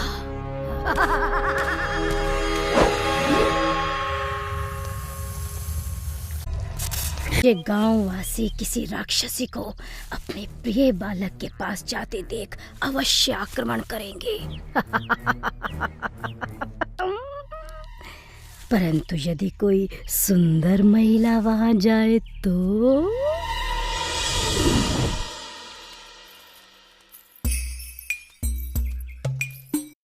रूप बदल कर जा रहे हैं, देखा ना आपने?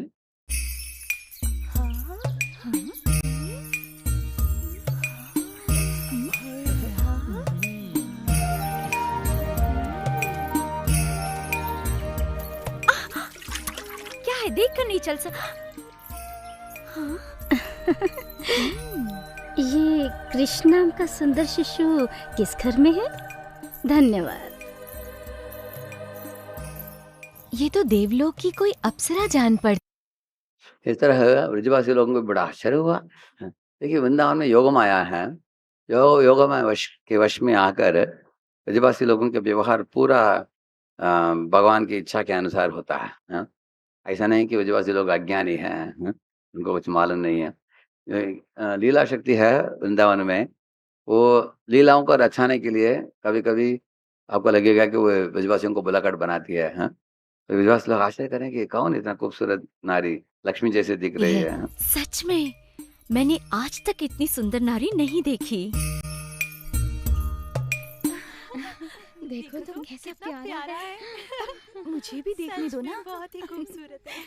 हो, बहुत प्यारा है। हाँ, बहुत सुंदर।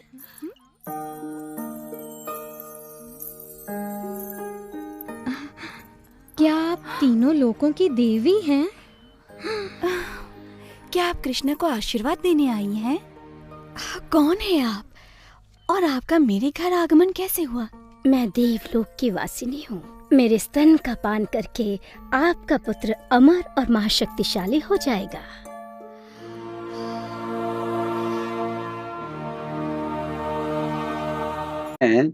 इच्छा है कि जो भी भगवान के लिए लाभदायक होगा, पोषणदायक होगा, अच्छा होगा, वो तैयार हो जाती थी। यशोदा ने सोचा कि मैं भी इतना प्रेम नहीं दे सकती मेरे बच्चे को जितना ये पोषणदायक बना सकती है। ऐसे सोचकर यशोदा ने बच्चे को बचाने की बात छोड़ो, वो लोग वॉलंटरीली दिया बच्चे को उनको।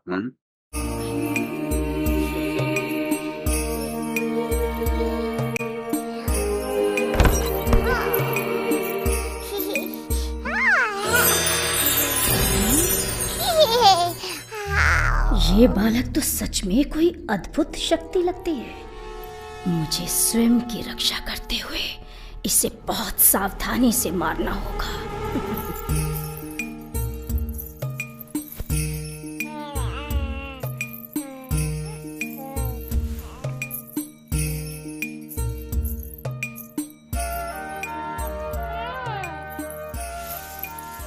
मुझे तो ऐसा लगता है कि ये समस्त सृष्टि की पालिनी देवी पार्वती हैं। ये अवश्य ही कोई देवी हैं जिनका दूध मेरे कृष्ण को और भी अधिक शक्ति प्रदान करेगा।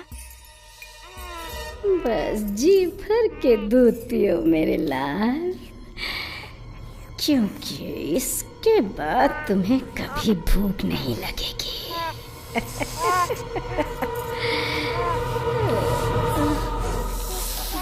रुको, नहीं, ये तुम क्या कर रहे हो? छोड़ो मुझे, छोड़ो मुझे, छोड़ो, बचाओ, बचाओ।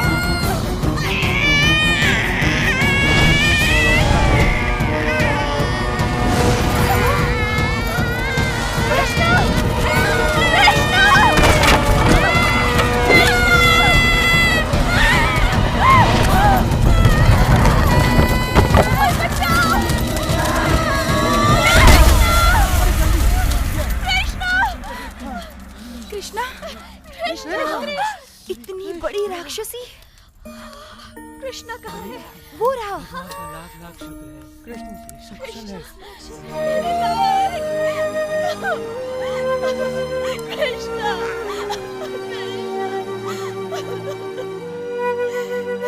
रहा है। कैसे भूल गई थी कि अद्भुत बालक है। देखिए, जब इस तरह है थोड़ा आइडिया मिल गया आपको, है ना, लीला का। ये जब दूध पिलाने की बहाना बताकर मारने की प्रोग्राम करके आई थी वो, हाँ, तो आप देखते हैं जब भगवान, देखिए भगवान को अगर कोई सेवा देना चाहते हैं तो भगवान स्वीकारते हैं प्रेम से। देखिए भगवान कितना विश्वास करते हैं जीवों को, जीवों की भावना को कितना आदर देते हैं भगवान, है। भगवान को मालूम था कि एक और दूध पिलाना चाहती है, लेकिन पूर्व दूध पिलाना चाहती थी, अभी नहीं, पूर्व जन्म में रत्नमाला के रूप में। इसके कारण इस जन्म में दूध भी देने के लिए आई है, लेकिन विष भी देने वाली है। तो भगवान ने दूध भी पी लिया, प्राण को भी चूस लिया, है? और जब चिल्लाया उसने, सा मुंच मुंच अलमति प्रभाषिणी, ऐसे एक श्लोक आता है बाद में, है? छोड़ दो, छोड़ रहे ऐसे चिल्लाया उन्होंने। और मुझे राधा गोविंद महाराज बता रहे थे कि भगवान एक बार पकड़ते हैं तो छोड़ते नहीं। अनेक लोग भक्ति में आने के बाद भी उनका अनुभव होगा, कभी कभी कोई भक्ति में थोड़ा स्वालामाला करके थोड़ा दीक्षा लेकर गंभीर होते हैं, बाद में छोड़कर इंद्रिय तर्पण करने के लिए भागना चाहते हैं, लेकिन भगवान छोड़ते नहीं उनको। एक व्यक्ति ऐसे ही इस्कॉन मंदिर को छोड़कर कुछ झगड़ा हो गया मंदिर के अंदर किसी भक्तों के साथ, छोड़कर जाने की मन था उसका। तो मंदिर छोड़ते ही पहला चीज उसने क्या किया, समुद्र में जाकर सर्फिंग करना चाहिए। वो इच्छा से सर्फिंग के लिए गया वो। ऐसे सर्फिंग करते करते करते इतने दूर चला गया समुद्र में, अचानक बड़े शार्क आ गया। ऐसे मुंह वाला शार्क, डर गया वो। हाँ, तो अगर लेफ्ट साइड में उड़ता था शार्क भी ऐसे करता था, राइट साइड में उड़ा राइट साइड में ऐसे करता था। ऐसा लगा कि शार्क ने उसको देख लिया, अभी वो निगलना चाहता है उसको। सोचा कि मैं अभी गया, मैं मर ही गया आज। तो उनको बहुत, उसको एक ही याद था कि नमस्ते नरसिंहाय गाया वो जोर है। सोचा कि मरना भी है तो नमस्ते नरसिंहाय गाते हुए मरो। तो शार्क पानी के अंदर चला गया। उसके बाद तुरंत वो बाहर आ गया ऐसे श्वास लेते हुए। तो अभी उसने सोचा कि इतना बड़ा खतरा था मेरे सामने, में बच गया। ऐसे सोचते हुए अभी सोचा कि मैं एक फ्लाइट लेकर चले जाऊं, घर चले जाऊं और बाद में थोड़ा सिनेमा देखूं, बहुत समय से सिनेमा देखा नहीं है। ऐसे मन में विचार थे। एयरपोर्ट में आया, उधर अनेक माताएं, हरे कृष्ण माताएं तिलक बांध कर वो किताब वितरण कर रही थी। वो उनको मालूम नहीं था कि भक्त है, क्योंकि ये भक्त का चिन्ह दिख नहीं रहा था उसमें, है सब तिलक वगैरह निकालते आता। उधर भी जाते हुए तुरंत भक्तों ने उनको याद दिलाया। तो उनको देख कर ही सर मुड़ लिया, अंदर गया वो। उधर एरोप्लेन में जाकर बैठा। बहुत दिन के बाद अभी मैं वापस लौट रहा हूँ घर, सोच रहा था कुछ आवाज आ रहा था। कोई निकट बैठकर मण आवाज कर रहा था। क्या है, मुड़कर देखा एक सन्यासी बैठे थे, हरे कृष्ण कर रहे थे वो। हरे कृष्ण कृष्ण कृष्ण हरे हरे, हरे राम राम राम हरे हरे। तो सोचा कि अभी भगवान इच्छा करते हैं कि मैं उनके साथ ही रहूं, तो यू टर्न लेकर वापस आ गया मंदिर में। तो ये इससे क्या पता चलता है, भगवान अगर कोई भक्त जाना भी चाहता है माया में, भगवान छोड़ते नहीं है। नहीं तो थोड़ा लात खाकर आ जाएगा वो वापिस ऐसे। इस तरह महाराज बता रहे थे कि ये पूतना दूध पिलाना चाहती थी, वो सेवा हो गया। सेवा होने के बाद प्राण छूटते समय वो छोड़ना चाहते थे, भगवान ने बोला छोड़ूंगे नहीं तुमको। उसको उनको धात्री का स्थान दिया उधर भगवान के धाम में। अभी समय की पाबंदी है, इसलिए हम श्लोक बोलेंगे, डायरेक्टली हम लास्ट में आ जाएंगे इधर आए।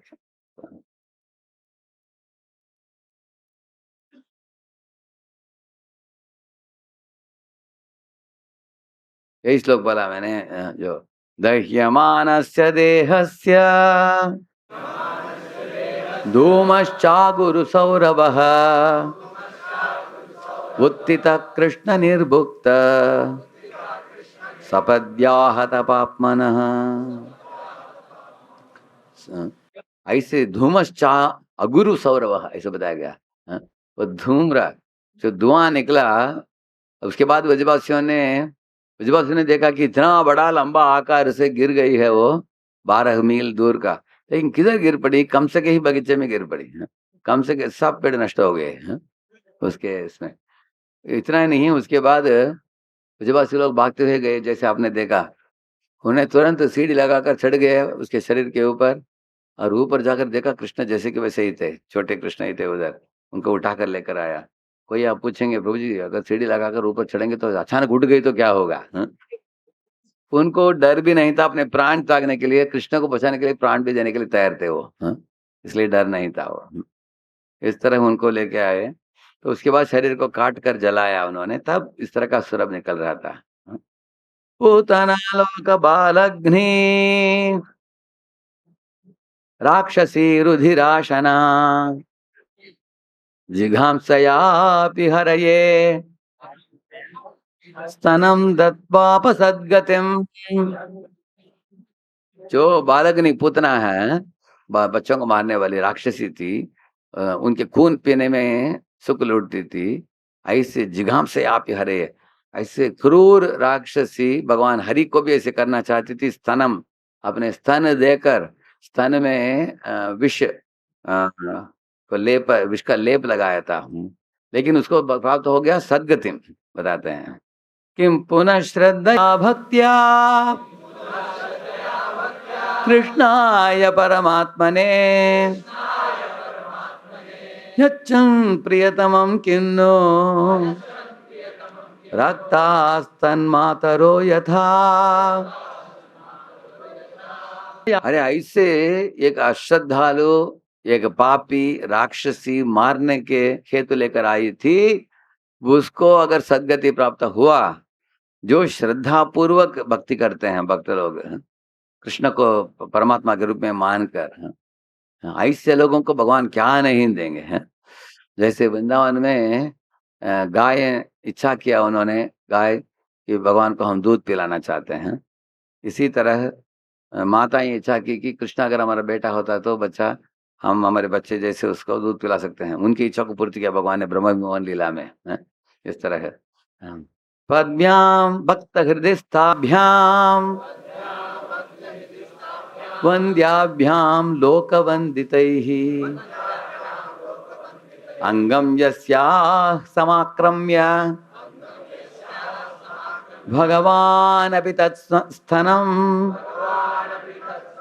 यातु धान्यपि सा स्वर्गम् अवाप जननी गतिम कृष्ण भुक्त सन क्षीराः किमु गावो नु मातरः। जरा बताते हैं, भगवान कृष्ण शुद्ध भक्तों के हृदय में सदैव स्थित रहते हैं और ब्रह्मा जी तथा भगवान शिव जी जैसे पूज्य पुरुषों द्वारा सदैव वंदनीय हैं। पद्भ्याम भक्त हृदयस्थाभ्याम वंद्याभ्याम लोक वंदित। सारे दुनिया शिव जी ब्रह्मा जी की पूजा करता है, लेकिन वो भी भगवान कृष्ण की पूजा करते हैं। अंगम जैसा समाक्रम, चूंकि कृष्ण ने अत्यंत प्रेम पूर्वक पूतना के शरीर का आलिंगन किया था और उसका स्तनपान किया था, इसलिए यादुदान्यपि सा स्वर्गम आप जननी गति, उनको जननी का गति दिया भगवान ने। उन गौओं के विषय में क्या कहा जाए जिनका स्तनपान कृष्ण बड़े ही आनंद से करते थे और जो बड़े प्रेम से माता के ही समान कृष्ण को अपना दूध देती थी, ऐसे बताते हैं। तो लास्ट में इसको देख लेना आप, आचार्य ने टीका दिया है इसका। उतना किसको संबोधित करते हैं, जिस तरह हमारे हृदय को वृंदावन से तुलना किया है। महाप्रभु बताते हैं मोरमन वृंदावन बताते हैं, लेकिन जिस तरह वृंदावन में असुर आते हैं एक एक करके, इस तरह हमारे हृदय में भी अनर्थों का असुर आते हैं। इसलिए आचार्यों ने 21 असुरों को तुलना किया है हमारे हृदय के अनर्थों से। लेकिन एक अच्छी बात क्या है, वृंदावन में असुर आने दीजिए, क्योंकि हर असुर जब आता है कृष्ण उनको वध करके उनको मुक्त कर देते हैं और भक्तों को रक्षा प्रदान करते हैं। इस तरह जो भक्त कृष्ण भावनामृत को गंभीरता से स्वीकारते हैं, उनके हृदय में कृष्ण स्ट्रांग हो जाएंगे, शक्तिशाली हो जाएंगे। देखिए अभी कृष्ण एक छोटे शिशु हैं, अगर आप गंभीरता से भक्ति करेंगे तो उनके कृष्ण की शक्ति से वो पूतना को वध किया उन्होंने। लेकिन अगर हमारा कृष्ण कॉन्शियसनेस उतना मजबूत नहीं बना तो पूतना हमारे कृष्ण भावनामृत को वध कर देगी। वो समझना आपने, एक तरह का क्या होता है, एक युद्ध होता है दो पार्टी के बीच में, एक पार्टी स्ट्रांग हो गया तो दूसरे पार्टी को खत्म कर देता है। इसलिए बताते हैं डोंगी गुरु और व्यक्ति के दूषित एवं प्रतिकूलित मन का प्रतीक है, ऐसे बताते हैं। डोंगी गुरु एक्चुअली का मतलब है एक गुरु तुल्य हम बोलते हैं। अनेक लोग हमारे जीवन में आते हैं, जैसे माता है, पिता है, कभी कोई वर्तमान प्रदर्शक गुरु हैं, शिक्षा गुरु हैं, दीक्षा गुरु हैं। तो हमारे जीवन में आने वाले ऐसे अनेक गुरुओं में, जैसे मैं इस्कॉन में आने के पहले अनेक संस्थाओं में गया, लगभग 12 संस्थाओं में गया होगा मैं सत्य की खोज में। तो अनेक लोगों ने सिखाया कि तुम ही भगवान हो, नहीं तो भगवान निर्विशेष है। अनेक लोग अनासक्ति के बारे में सिखाया, अनेक लोगों ने ऐसे अलग अलग चीजें सिखाते हैं। तो इस दुनिया में दो तरह के ग्रंथ है, एक है कथा, कृष्ण कथा है, दूसरा है कुकथा है। तो इसके बारे में भागवत में वर्णन है, जैसे जो एक श्लोक न यत्पचश्चित्रपदं हरेर्यशो जगत् पवित्रं प्रगृणीत कर्हिचित् तद्वायसं तीर्थमुशन्ति मानसा न यत्र हंसा निरमन्त्यु शिक्षया। इधर बताया गया कि दो तरह के जन है, काकजन, हंसजन। काकजन क्या करते हैं, कचरे के डब्बे में 10-15 काक बैठ जाते हैं, और अंदर से कुछ मरे चूहे को निकालते हैं, उसको फाड़ कर उधर से रस चूसने के लिए ट्राई करते हैं। इसी तरह, ठीक इसी तरह जो लोग सिनेमा मैगजीन पढ़ते हैं उनको काक से तुलना किया है। सिनेमा मैगजीन है, न्यूज़पेपर है, पॉलिटिक्स है, स्पोर्ट्स है, हाँ, और सिनेमा के एक्टर एक्ट्रेस, कौन एक्ट्रेस किससे विवाह करने वाली है, ना सुनने से अब मर नहीं जाओगे आप, हाँ, हाँ, उसको सुनकर क्या करने वाले हैं, हाँ? तो एक एक्ट्रेस 7 बार डाइवर्स किया उन्होंने, हैं? ऐसे, और उसमें 3 बार एक ही व्यक्ति के साथ डाइवर्स करके भाग करके डाइवर्स किया है, ऐसे। तो ये सब चीज़ें काकजन बताया गया, जो पढ़ने वाले, इसमें रुचि रखने वाले, करेक्ट ना? हाँ? इसके एकदम विरुद्ध हंसजन जो होते हैं वो भागवत गीता, भागवत, चरितमृत, हाँ, भगवान संबंधित लीलाओं में रमते हैं। इसलिए इस दुनिया में 2 हीरो हैं जो वो सब लोग बाद में जीरो बन जाते हैं, करेक्ट है ना? आज बड़े हीरो हैं, कल वृद्ध होकर जीरो बन जाएँगे वो, हाँ? उनका कुछ नाम निशान नहीं रहेगा उसके बाद। लेकिन भगवान ऐसे हीरो हैं 5,000 साल के बाद भी हम लोग बैठकर चर्चा कर रहे हैं। देखिए भागवत को लीजिए, न्यूज़पेपर को लीजिए, तुलना कीजिए आप, हाँ? न्यूज़ का मतलब क्या है? North, east, west, south, NEWS, है ना? चारों दिशाओं से कुछ संदेश इकट्ठे करके लेके आ रहा है, फिर भी सुबह पढ़ते हो, शाम को रद्दी में, हैं? लेकिन भागवत 5,000 साल के पहले बोला गया, अभी भी हम भागवत को फूल चढ़ाते हैं, सर झुकते हैं, पढ़ते हैं, जीवन में उतारते हैं। ये भगवान का संदेश है, एकदम ताज़ा है, 5,000 साल के बाद भी। इसलिए भगवत कथा ताज़ा है, वो ज़िंदा है, साक्षात भगवान है, भगवान से अभिन्न है ये ग्रंथ। जैसे गुरु ग्रंथ साहिब को वो लोग पूजा कर, देखा आपने? क्योंकि ये भगवान संबंधित लीलाएँ जो हैं, ये पूजनीय है, वंदनीय है, प्रातस्मरणीय है, हाँ? ऐसे। इसलिए हम लोग भगवत कथा को पढ़ना चाहिए।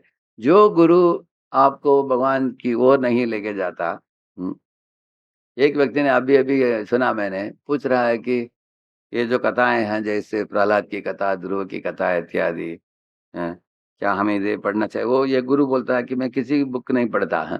ऐसे अंदर से बोलता हूँ कुछ भी, ऐसे बोलता है वो, हाँ? तो इसके कारण उसके वो गुरु के बोलचाल में बहुत गलतियाँ हैं, हाँ? ऐसे आजकल अनेक संस्था चालू हो गए हैं, वो लोग मशहूर हो गए हैं क्योंकि कभी-कभी कुछ जीव के अकाउंट में पुण्य है, पूर्व जन्म का, इसके कारण अचानक वो प्रसिद्ध हो जाते हैं, हाँ? लेकिन वो क्या बोल रहा है आप देखोगे उसमें कुछ दम नहीं है, हाँ?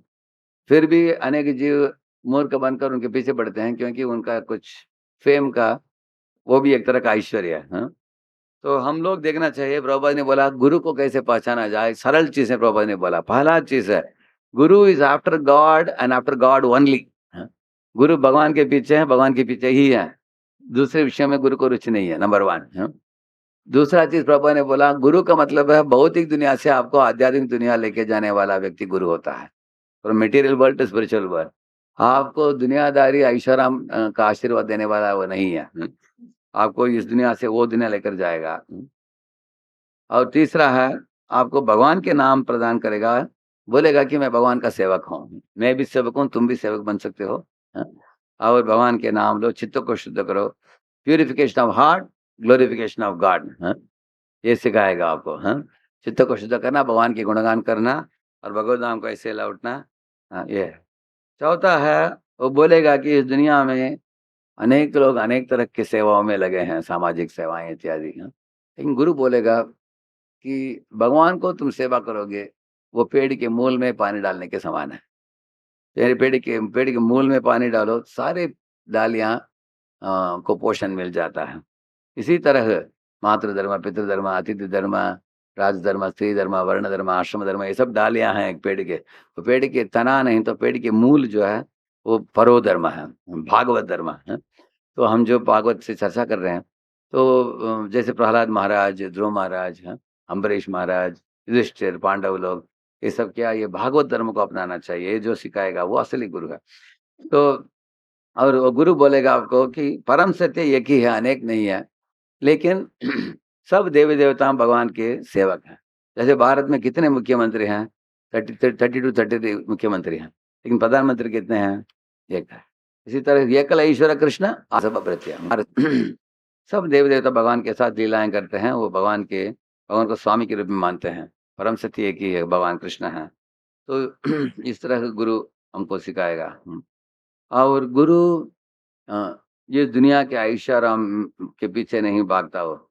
इसका मतलब नहीं कि जैसे प्रभुपाद ने बताया कुछ लोग बोलते हैं कि हमारे बाबा जो हैं इतने वैरागी हैं, वो गुफा में रहते हैं हिमालय में और ये कौपी नहीं पहनते हैं बस, हैं। बड़ा दाढ़ी वाले हैं, और कुछ बोलते नहीं हैं, मौन व्रत रखते हैं। तो प्रभु जी बोले कि भारत में लोगों को ऐसे आइडियाज़ होता है गुरु के बारे में, हैं। गुरु के बारे में बातचीत करते हैं। एक्चुअली गुरु त्याग भी नहीं करता, भोग भी नहीं करता, दोनों गलत है। क्योंकि अगर आप उदाहरण के लिए सोचिए, मैं एक शॉपिंग मॉल में जाता हूँ, राधे श्याम दास, बोलता हूँ कि मैं टेलीविज़न को त्याग देता हूँ। ये ये जो टीवी को ये मोबाइल को त्याग देता हूँ, नहीं तो इसको त्याग ऐसे बोलूँगा, दुकान वाले पूछेंगे पहले तुम्हारा है ही नहीं, क्या त्यागोगे तुम? है ना? किसी के दुकान में जाकर मैं कैसे त्याग सकता हूँ? इसी तरह दुनिया में हम लोग आए हैं, पहला ये सब चीज़ हमारा है ही नहीं, त्याग कैसे करोगे आप? हैं?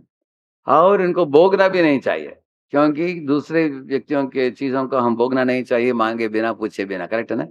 भोग इसलिए भक्त लोग भोगते भी नहीं, त्यागते भी नहीं, क्या करते हैं? सब चीज़ों को भगवान की सेवा में जोड़ते हैं। यही सिखाने वाले जो होते हैं वैष्णव होते हैं। तो प्रभुपाद जी ने बोला, अगर भक्त भगवान के गुणगान के लिए एरोप्लेन में भी जाना हो जाएगा वो, अगर भगवान की सेवा नहीं है बैलगाड़ी में जाएगा वो, नहीं तो पैदल भी चलेगा वो। तो सेवा के लिए ही भक्त लोग कुछ भी स्वीकारते हैं। और जो लोग मौनी बाबा, प्रभुपाद को किसी ने बोला, प्रभुपाद जी वो मौनी बाबा है, वो निर्विशेषवादी। प्रभुपाद बोला अच्छा हो गया वो, क्योंकि नहीं तो निर्विशेष के बारे में बोलकर लोगों को घुमाएगा वो। ऐसे बोले सब निर्विशेषवादी मौनी बाबा बन जाए, हैं? अच्छा, और सब वैष्णव मुंह खोलकर भगवान के गुणगान करे, सारे दुनिया को भलाई होगा वो। इसलिए हमें पहचानना चाहिए कि ढोंगी गुरु क्या कौन है, असली गुरु कौन है। एक लड़का गया किसी डेंटिस्ट के पास गया, तो डेंटिस्ट बोला कि मैं एकदम सस्ते में तुम्हारे दांत ठीक कर दूंगा। तो जाकर मुंह खोलकर दिखाया और दांत तोड़ दिया उसने। हाँ। बाद में पता चला कि वो डेंटिस्ट का डिग्री सर्टिफिकेट नहीं है। वो बोला सॉरी मेरा डिग्री पूरा नहीं हुआ, बोला उसने। हाँ, वो सस्ता है करके गया वो, इसलिए उसका दांत टूट गया। इसका मतलब नहीं है कि सब डेंटिस्ट आपके दांत तोड़ देंगे। अच्छे डेंटिस्ट भी रहेंगे कि नहीं? हाँ, इस तरह इस दुनिया में नकली भी है, असली भी है।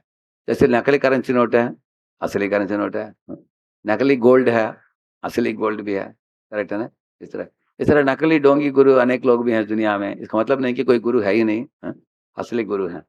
तो ये एक व्यक्ति एक प्लेट में खाता था, भक्तसिंह से ठाकुर बताते हैं। तो एक दिन उसका प्लेट चोरी हो गया।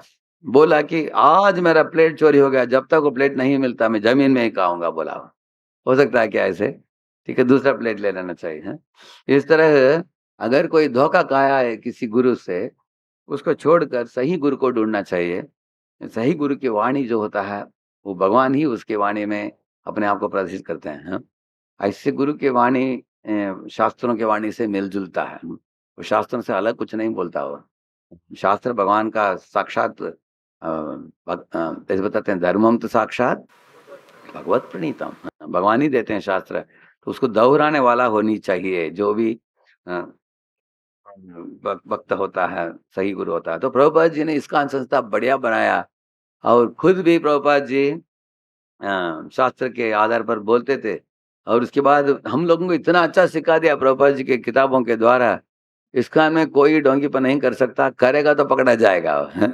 हाँ, कोई गुरु बोलेगा मैं ही भगवान हूँ, लोग बोलेंगे निकाल दो इसको भी, है तो तपड़ गाएगा वो, है वो कोई कर नहीं सकता इस्कॉन में, है ढोंगीपन करेगा। और इस्कॉन में और एक चीज है, आप देखेंगे कि बाहर की दुनिया में बहुत कुछ चलता है, हाँ?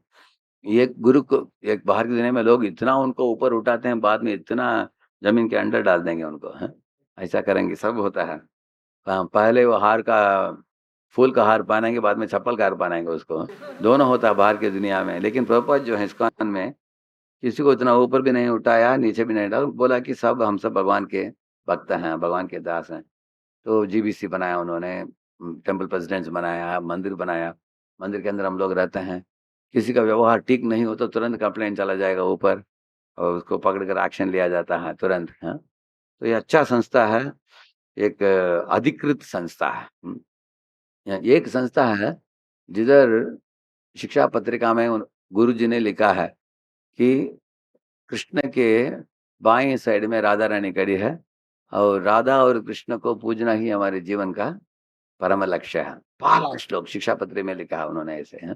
आगे बताते हैं कि कृष्ण के संबंध में छोड़कर बाकी कोई सिखाता है, अलग अलग चीज सिखाता है, वो गुरु नहीं है। वो शिक्षापत्री के 10वां 12वां श्लोक में आता है ऐसे है। तो इतना अच्छा शिक्षा पत्रिका है, अभी उनके संस्था में मिलेगा भी आपको, किताब भी मिलेगा। लेकिन बाद में लोग बहुत दूसरी दिशा में चले गए। हाँ, अनेक गुरुओं को आदर देना चाहिए। हाँ, लेकिन गुरु को ही भगवान मान लेना ये मायावाद है। और सिर्फ भगवान को मानना, गुरु को नहीं मानना ये सहज है।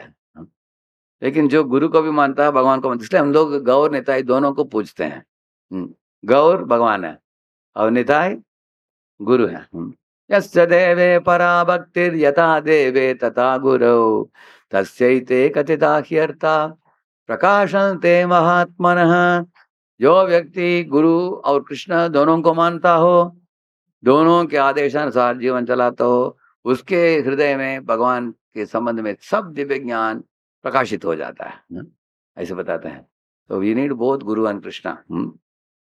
तो परम पूज्य गोपाल कृष्ण गोस्वामी महाराज, उनके 10 इंस्ट्रक्शंस आप पढ़ेंगे। महाराज खुद ही एक आदर्श उदाहरण है इन चीजों के लिए।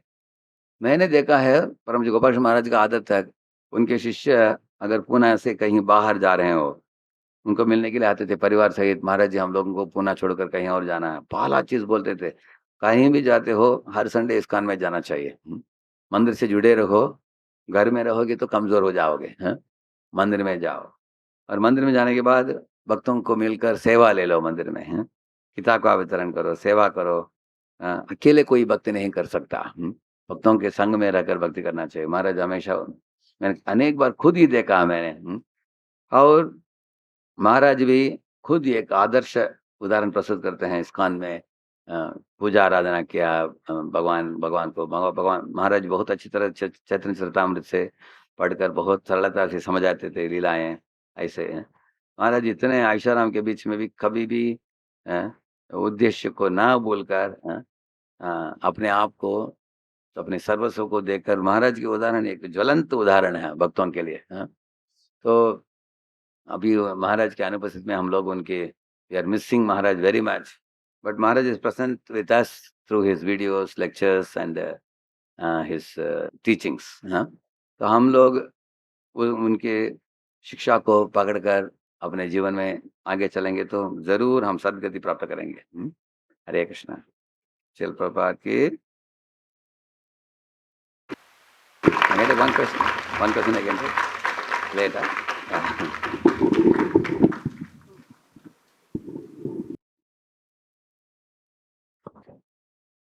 Hare Krishna, Prabhuji. Hare Krishna. Prabhuji, thank you very much. It was so wonderful class. प्रभुजी जैसे अब बता रहे थे और हम लीला में भी देख रहे थे कि जब भी भगवान की सेवा की बात आती है तब ब्रजवासी वृंदावनवासी कुछ भी करने को तैयार हो जाते हैं। Correct. किसी भी हद तक, किसी भी स्तर पे जाने के लिए तैयार होते हैं। यही बात मैंने परम पूज्य गोपाल कृष्ण गोस्वामी महाराज के साथ भी देखी थी और पिछले 3 दिन से मैं आपके साथ भी यही देख रहा था। और कल तो एपिटोम हो गया 18.5 घंटे नॉन स्टॉप। प्रोजेक्ट कैसे इतना उत्साह और फिर भी और वो भी दूसरे के लिए, मतलब ऐसा नहीं कि कुछ अपने लिए, भगवान की सेवा के लिए गुणगान करने के भाव को हम इतना तो नहीं चाहिए हमको, बट थोड़ा बहुत कुछ कैसे विकसित कर सकते हैं प्रोजेक्ट। देखिए एक महत्वपूर्ण चीज है, हम लोग हमारे शरीर की गाड़ी को चलाना चाहते हैं अंतिम सांस तक अच्छी तरह। जैसे एक दिया होता है, आपने देखा होगा हरिकेन लैम्प देखा आपने, उसमें दिया थोड़ा ज्यादा ही जला दिया आपने तो सूट बन जाता है, कार्बन सूट। वो ग्लास के ऊपर। तब जिस कारण से हम हरिकेन लैम्प इस्तेमाल करते हैं उसका कारण ही डिफीट हो जाता है, क्योंकि अगर कार्बन सूट बन गया तो उसकी रोशनी बाहर नहीं आएगा। इस तरह हमें स्ट्रेच करने से कभी कभी ऐसा हो सकता है कि हमारा साधन अच्छा नहीं होगा अगले दिन। अगर आज बहुत स्ट्रेच कर दिया तो कल जपा के समय नींद आ गया तो हमारा जपा अच्छा नहीं होगा। इसलिए एकदम पैनिक जोन में नहीं जाना चाहिए। दूसरा चीज है कंफर्ट जोन में जाएंगे। अगर एक दिया इतना छोटा जलाया आपने, वो दिया का नाम के लिए दिया रहेगा लेकिन रोशनी नहीं देगा वो, राइट ना? वो भी अच्छा नहीं है। जैसे रबर बैंड है, वे रबर बैंड को थोड़ा स्ट्रेच करके ये किसी चीज को पकड़ना हो ऐसे हो सकता है, लेकिन ज्यादा स्ट्रेच कर दिया तो फट जाता है। अगर स्ट्रेच ही नहीं है, एकदम लूज रबर बैंड हो, ऊपर डालो गिर जाएगा वो, कहते हैं ना। जैसे कंफर्ट जोन जो है उसमें कोई भी भक्त उतना ज्यादा प्रगति नहीं करते हैं। कोई बोलता है, आप पूछो उसको, प्रभु जी आपको भक्ति कैसे चल रहा है? चल रहा है, 16 माला हो जाता है। हम हर मंदिर में आते हैं, फेस्टिवल के लिए आते हैं, परिवार सहित आते हैं। हम नौकरी कर रहे हैं, पैसा सेविंग कर रहे हैं। अभी एक नया घर बांधने की प्लान है, हाँ, और अभी बीवी को भी नौकरी में भेज रहे हैं ताकि हमारा सैलरी डबल सैलरी हो जाए। तो ऐसे लोग क्या करते हैं, कभी कभी अपने भौतिक जीवन के बारे में ज्यादा बात करते हैं, लेकिन आध्यात्मिक जीवन में के बारे में बोलने के लिए है ही नहीं उनके पास कुछ। हाँ, इसके विरुद्ध अगर कोई बोलता है कि प्रभु जी मेरे आध्यात्मिक जीवन में बहुत बढ़िया चल रहा है, पहले मैं दीक्षा लिया, अभी मैं 16 मालाएं नहीं, फेस्टिवल के दिन में तो ज़्यादा माला करता हूँ, और मंदिर में मुझे भी सेवा मिल गई, मेरी पत्नी को भी सेवा मिल गई, बच्चे भी सेवा करते हैं। आजकल मैं एक रीडिंग ग्रुप चालू किया हूँ, आधा घंटा रोज पढ़ता हूँ, अनेक लोग जुड़ते हैं उसमें, और साथ-साथ हम हर महीना मंथली संकीर्तन फेस्टिवल करते हैं, जाता हूँ। थोड़ा स्ट्रेच होता है, परिवार में 2 बच्चे भी हैं, फिर भी वो भी आते हैं सेवा में, मेरे बच्चे भी किताब वितरण करते हैं। मतलब उसका इसका मतलब डेवलप उनका चेतना का विकसित हो रहा है उनका। हाँ? जो लोग इस तरह से कुछ करने के लिए यत्न करते रहते हैं, भगवान को आइडिया देते रहेंगे वो, और भी यत्न अनेक चीज़ कर पाएँगे वो लोग। हाँ? तो हम लोग देखना चाहिए कि मैं am I endeavouring beyond my average. Average में जो रहेगा ना, उसका रुचि भी धीरे-धीरे चला जाएगा। बाद में एवरेज करना भी मुश्किल हो जाएगा। हाँ, अनेक लोग 16 मालाएँ करते हैं, प्रातःकाल में करते हैं और सोचते हैं कि यही भक्ति है बस, हाँ, दूसरा कुछ नहीं है। सेवा वगैरह नहीं करते हैं, सोचते हैं कि सेवा कोई देगा तो करूँगा, नहीं तो नहीं। हाँ, माँगते नहीं हैं। हुँ। तो उनको अभी मन क्या है देखिए, अगर भक्ति में सेवा नहीं किया, भौतिक इंटरेस्ट में चला जाएगा वो। बाद में मन को वापस लौटाना कठिन हो जाएगा। इसलिए ब्रह्मचारी हो, गृहस्थ हो, हम अपने मन और इंद्रियों को एंगेजमेंट देना बहुत इम्पोर्टेंट है। भगवान बताते हैं कि एंगेजमेंट नहीं दिया तुमने, वो खुद ही एंगेजमेंट ढूँढ लेंगे वो, ऐसा है। हाँ, तो एक उदाहरण देता हूँ आपको। एक व्यक्ति था, वो एकदम थोड़ा ढीला था वो, हाँ। उसका उम्र हो गया 31 हो गया उसका। वो आश्रम भी जॉइन नहीं किया, विवाह भी नहीं किया। ब्रह्मचारी लोग बार-बार उसको पकड़ते थे। प्रभु जी 31 तो हो गया, डिसाइड करो, हाँ। जॉइन करना तो आ जाओ अंदर, और आपके लिए लाकर रखा है रेडी। हाँ, आ सकते हैं, मंदिर में इतनी सेवाएँ हैं। सेवा भी नहीं करता था, थोड़ा न्यूट्रल में रहता था, न्यूट्रल गियर, हाँ, ऐसे रहता था। गृहस्थ लोग भी बोलते थे, अरे तुम्हारा अच्छा पढ़ाई हुआ है, अच्छा आईटी कंपनी नौकरी भी है तुम्हारा, हमने एक अच्छा लड़की देखा तुम्हारे लिए, आ जाओ। वो भी बोला, चाहता नहीं था। तो उसके और 3 भाई थे, बड़े भाई थे। तो उनके माता-पिता वृद्ध हो गए। वो तीनों भाइयों ने बोला कि देखो भाई, तुम सबसे छोटा भाई हो, चौथा। हम तीनों देख लेंगे माता-पिता को, हाँ? वो माता-पिता हर भाई के साथ 6 महीना रहते हैं। 6 महीने के बाद सेकंड, तीसरा ऐसे जाते हैं। तो वो लोग बोले कि तुमको जॉइन करना तो जॉइन कर सकते हो, माता-पिता को भी मना नहीं है। सब लोगों ने अनुमति दे दिया, लेकिन इसके मन में अभी तक डिसीज़न नहीं ले पा रहा है। ऐसे न्यूट्रल में था। उसके मन में विचार क्या है, इधर भी नहीं जाऊँगा, उधर भी नहीं जाऊँगा, अभी जो शांति से गाड़ी चल रहा है चलने दो, ऐसा था उनका। हाँ, उसके बाद बहुत प्रेशर होने के बाद विवाह करने के लिए तैयार हो गया। विवाह किया है। विवाह करके 1 हफ्ते के अंदर फ़ोन आ गया भाइयों से, भाई हम माता-पिता को तुम्हारे पास भेज रहे हैं। क्योंकि अभी तक पिछले 5 साल से हम लोग रोटेशन में देखते आए हैं।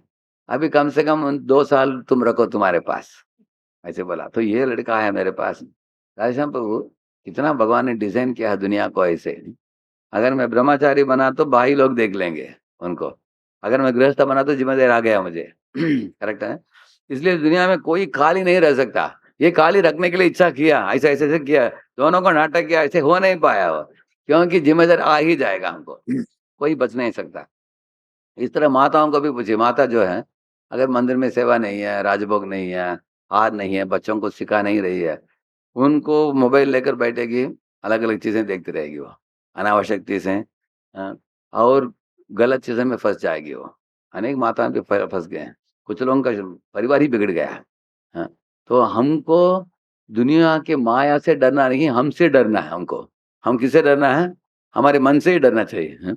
मेरे मन एक बहुत बड़ा भूत जैसा है। क्या है? एक बड़ा राक्षस जैसा है। उसको एंगेजमेंट नहीं दिया, हम हमारी भक्ति को ही खत्म कर देगा वो। इसलिए दिन रात ये हमको कभी-कभी ओवरलोड भी हो गया ना भक्ति में, परवाह नहीं, हाँ? क्योंकि थोड़ा ओवरलोड भी हुआ हमको, अच्छा ही हुआ। क्योंकि भगवान भक्तिविनोद ठाकुर बताते हैं, अगर आपके बैलेंस करते समय थोड़ा इस साइड हो जाता है। तो अगर थोड़ा बैलेंस करते समय थोड़ा भगवान की साइड में चले गए, नुकसान कुछ नहीं, ऐसे बताते हैं। हाँ, इंद्रिय तृप्ति की साइड में थोड़ा ज़्यादा चले गए, तो डूब जाएँगे संसार में। करेक्ट है ना? Therefore we have to give engagement. मैं कैलेंडर बनाता हूँ नवंबर महीना। अभी नवंबर 2024 में 2025 का कैलेंडर रेडी पूरा, जनवरी टू दिसंबर पूरा बना देता हूँ। मुझे मालूम है किस महीना किधर जाने वाला हूँ। और मेरा कैलेंडर मेरे लिए नहीं है, वो ऑनलाइन में भी है। मेरी वेबसाइट में जाएँगे, लास्ट में कैलेंडर लिखा है, उसको क्लिक कीजिए, मेरे सारे साल का कैलेंडर है। जब महीना निकट आता है, मैं फाइन ट्यून करूँगा कैलेंडर को, जिधर भी जा रहा हूँ उधर प्रोग्राम्स लिखूँगा उधर। इसके कारण क्या हो गया, सब लोगों को मालूम है, 6 महीने पहले मालूम है लोगों को मैं किधर जाने वाला हूँ। आपको पहले से मालूम था, करेक्ट है ना? तो इस तरह करने से उनको भी सुविधा है, मेरे लिए भी सुविधा है। और मैं ऐसे बढ़ते-बढ़ते जाता हूँ कैलेंडर, अंतिम सांस तक ऐसे करते जाने का, एक दिन निकल जाने का इधर से, भगवत नाम लौटने। गोपाल की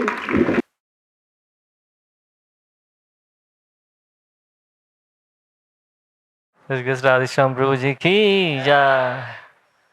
प्रभु जी इतना सुंदर क्लास दिया और अपने बताया हमें, इनके लिए एक बार धन्यवाद देते हैं। हरे कृष्ण महामंत्र बोल के, हरे कृष्णा कृष्णा कृष्णा हरे हरे, हरे राम राम राम हरे। और संध्या में भी क्लास है 6:30।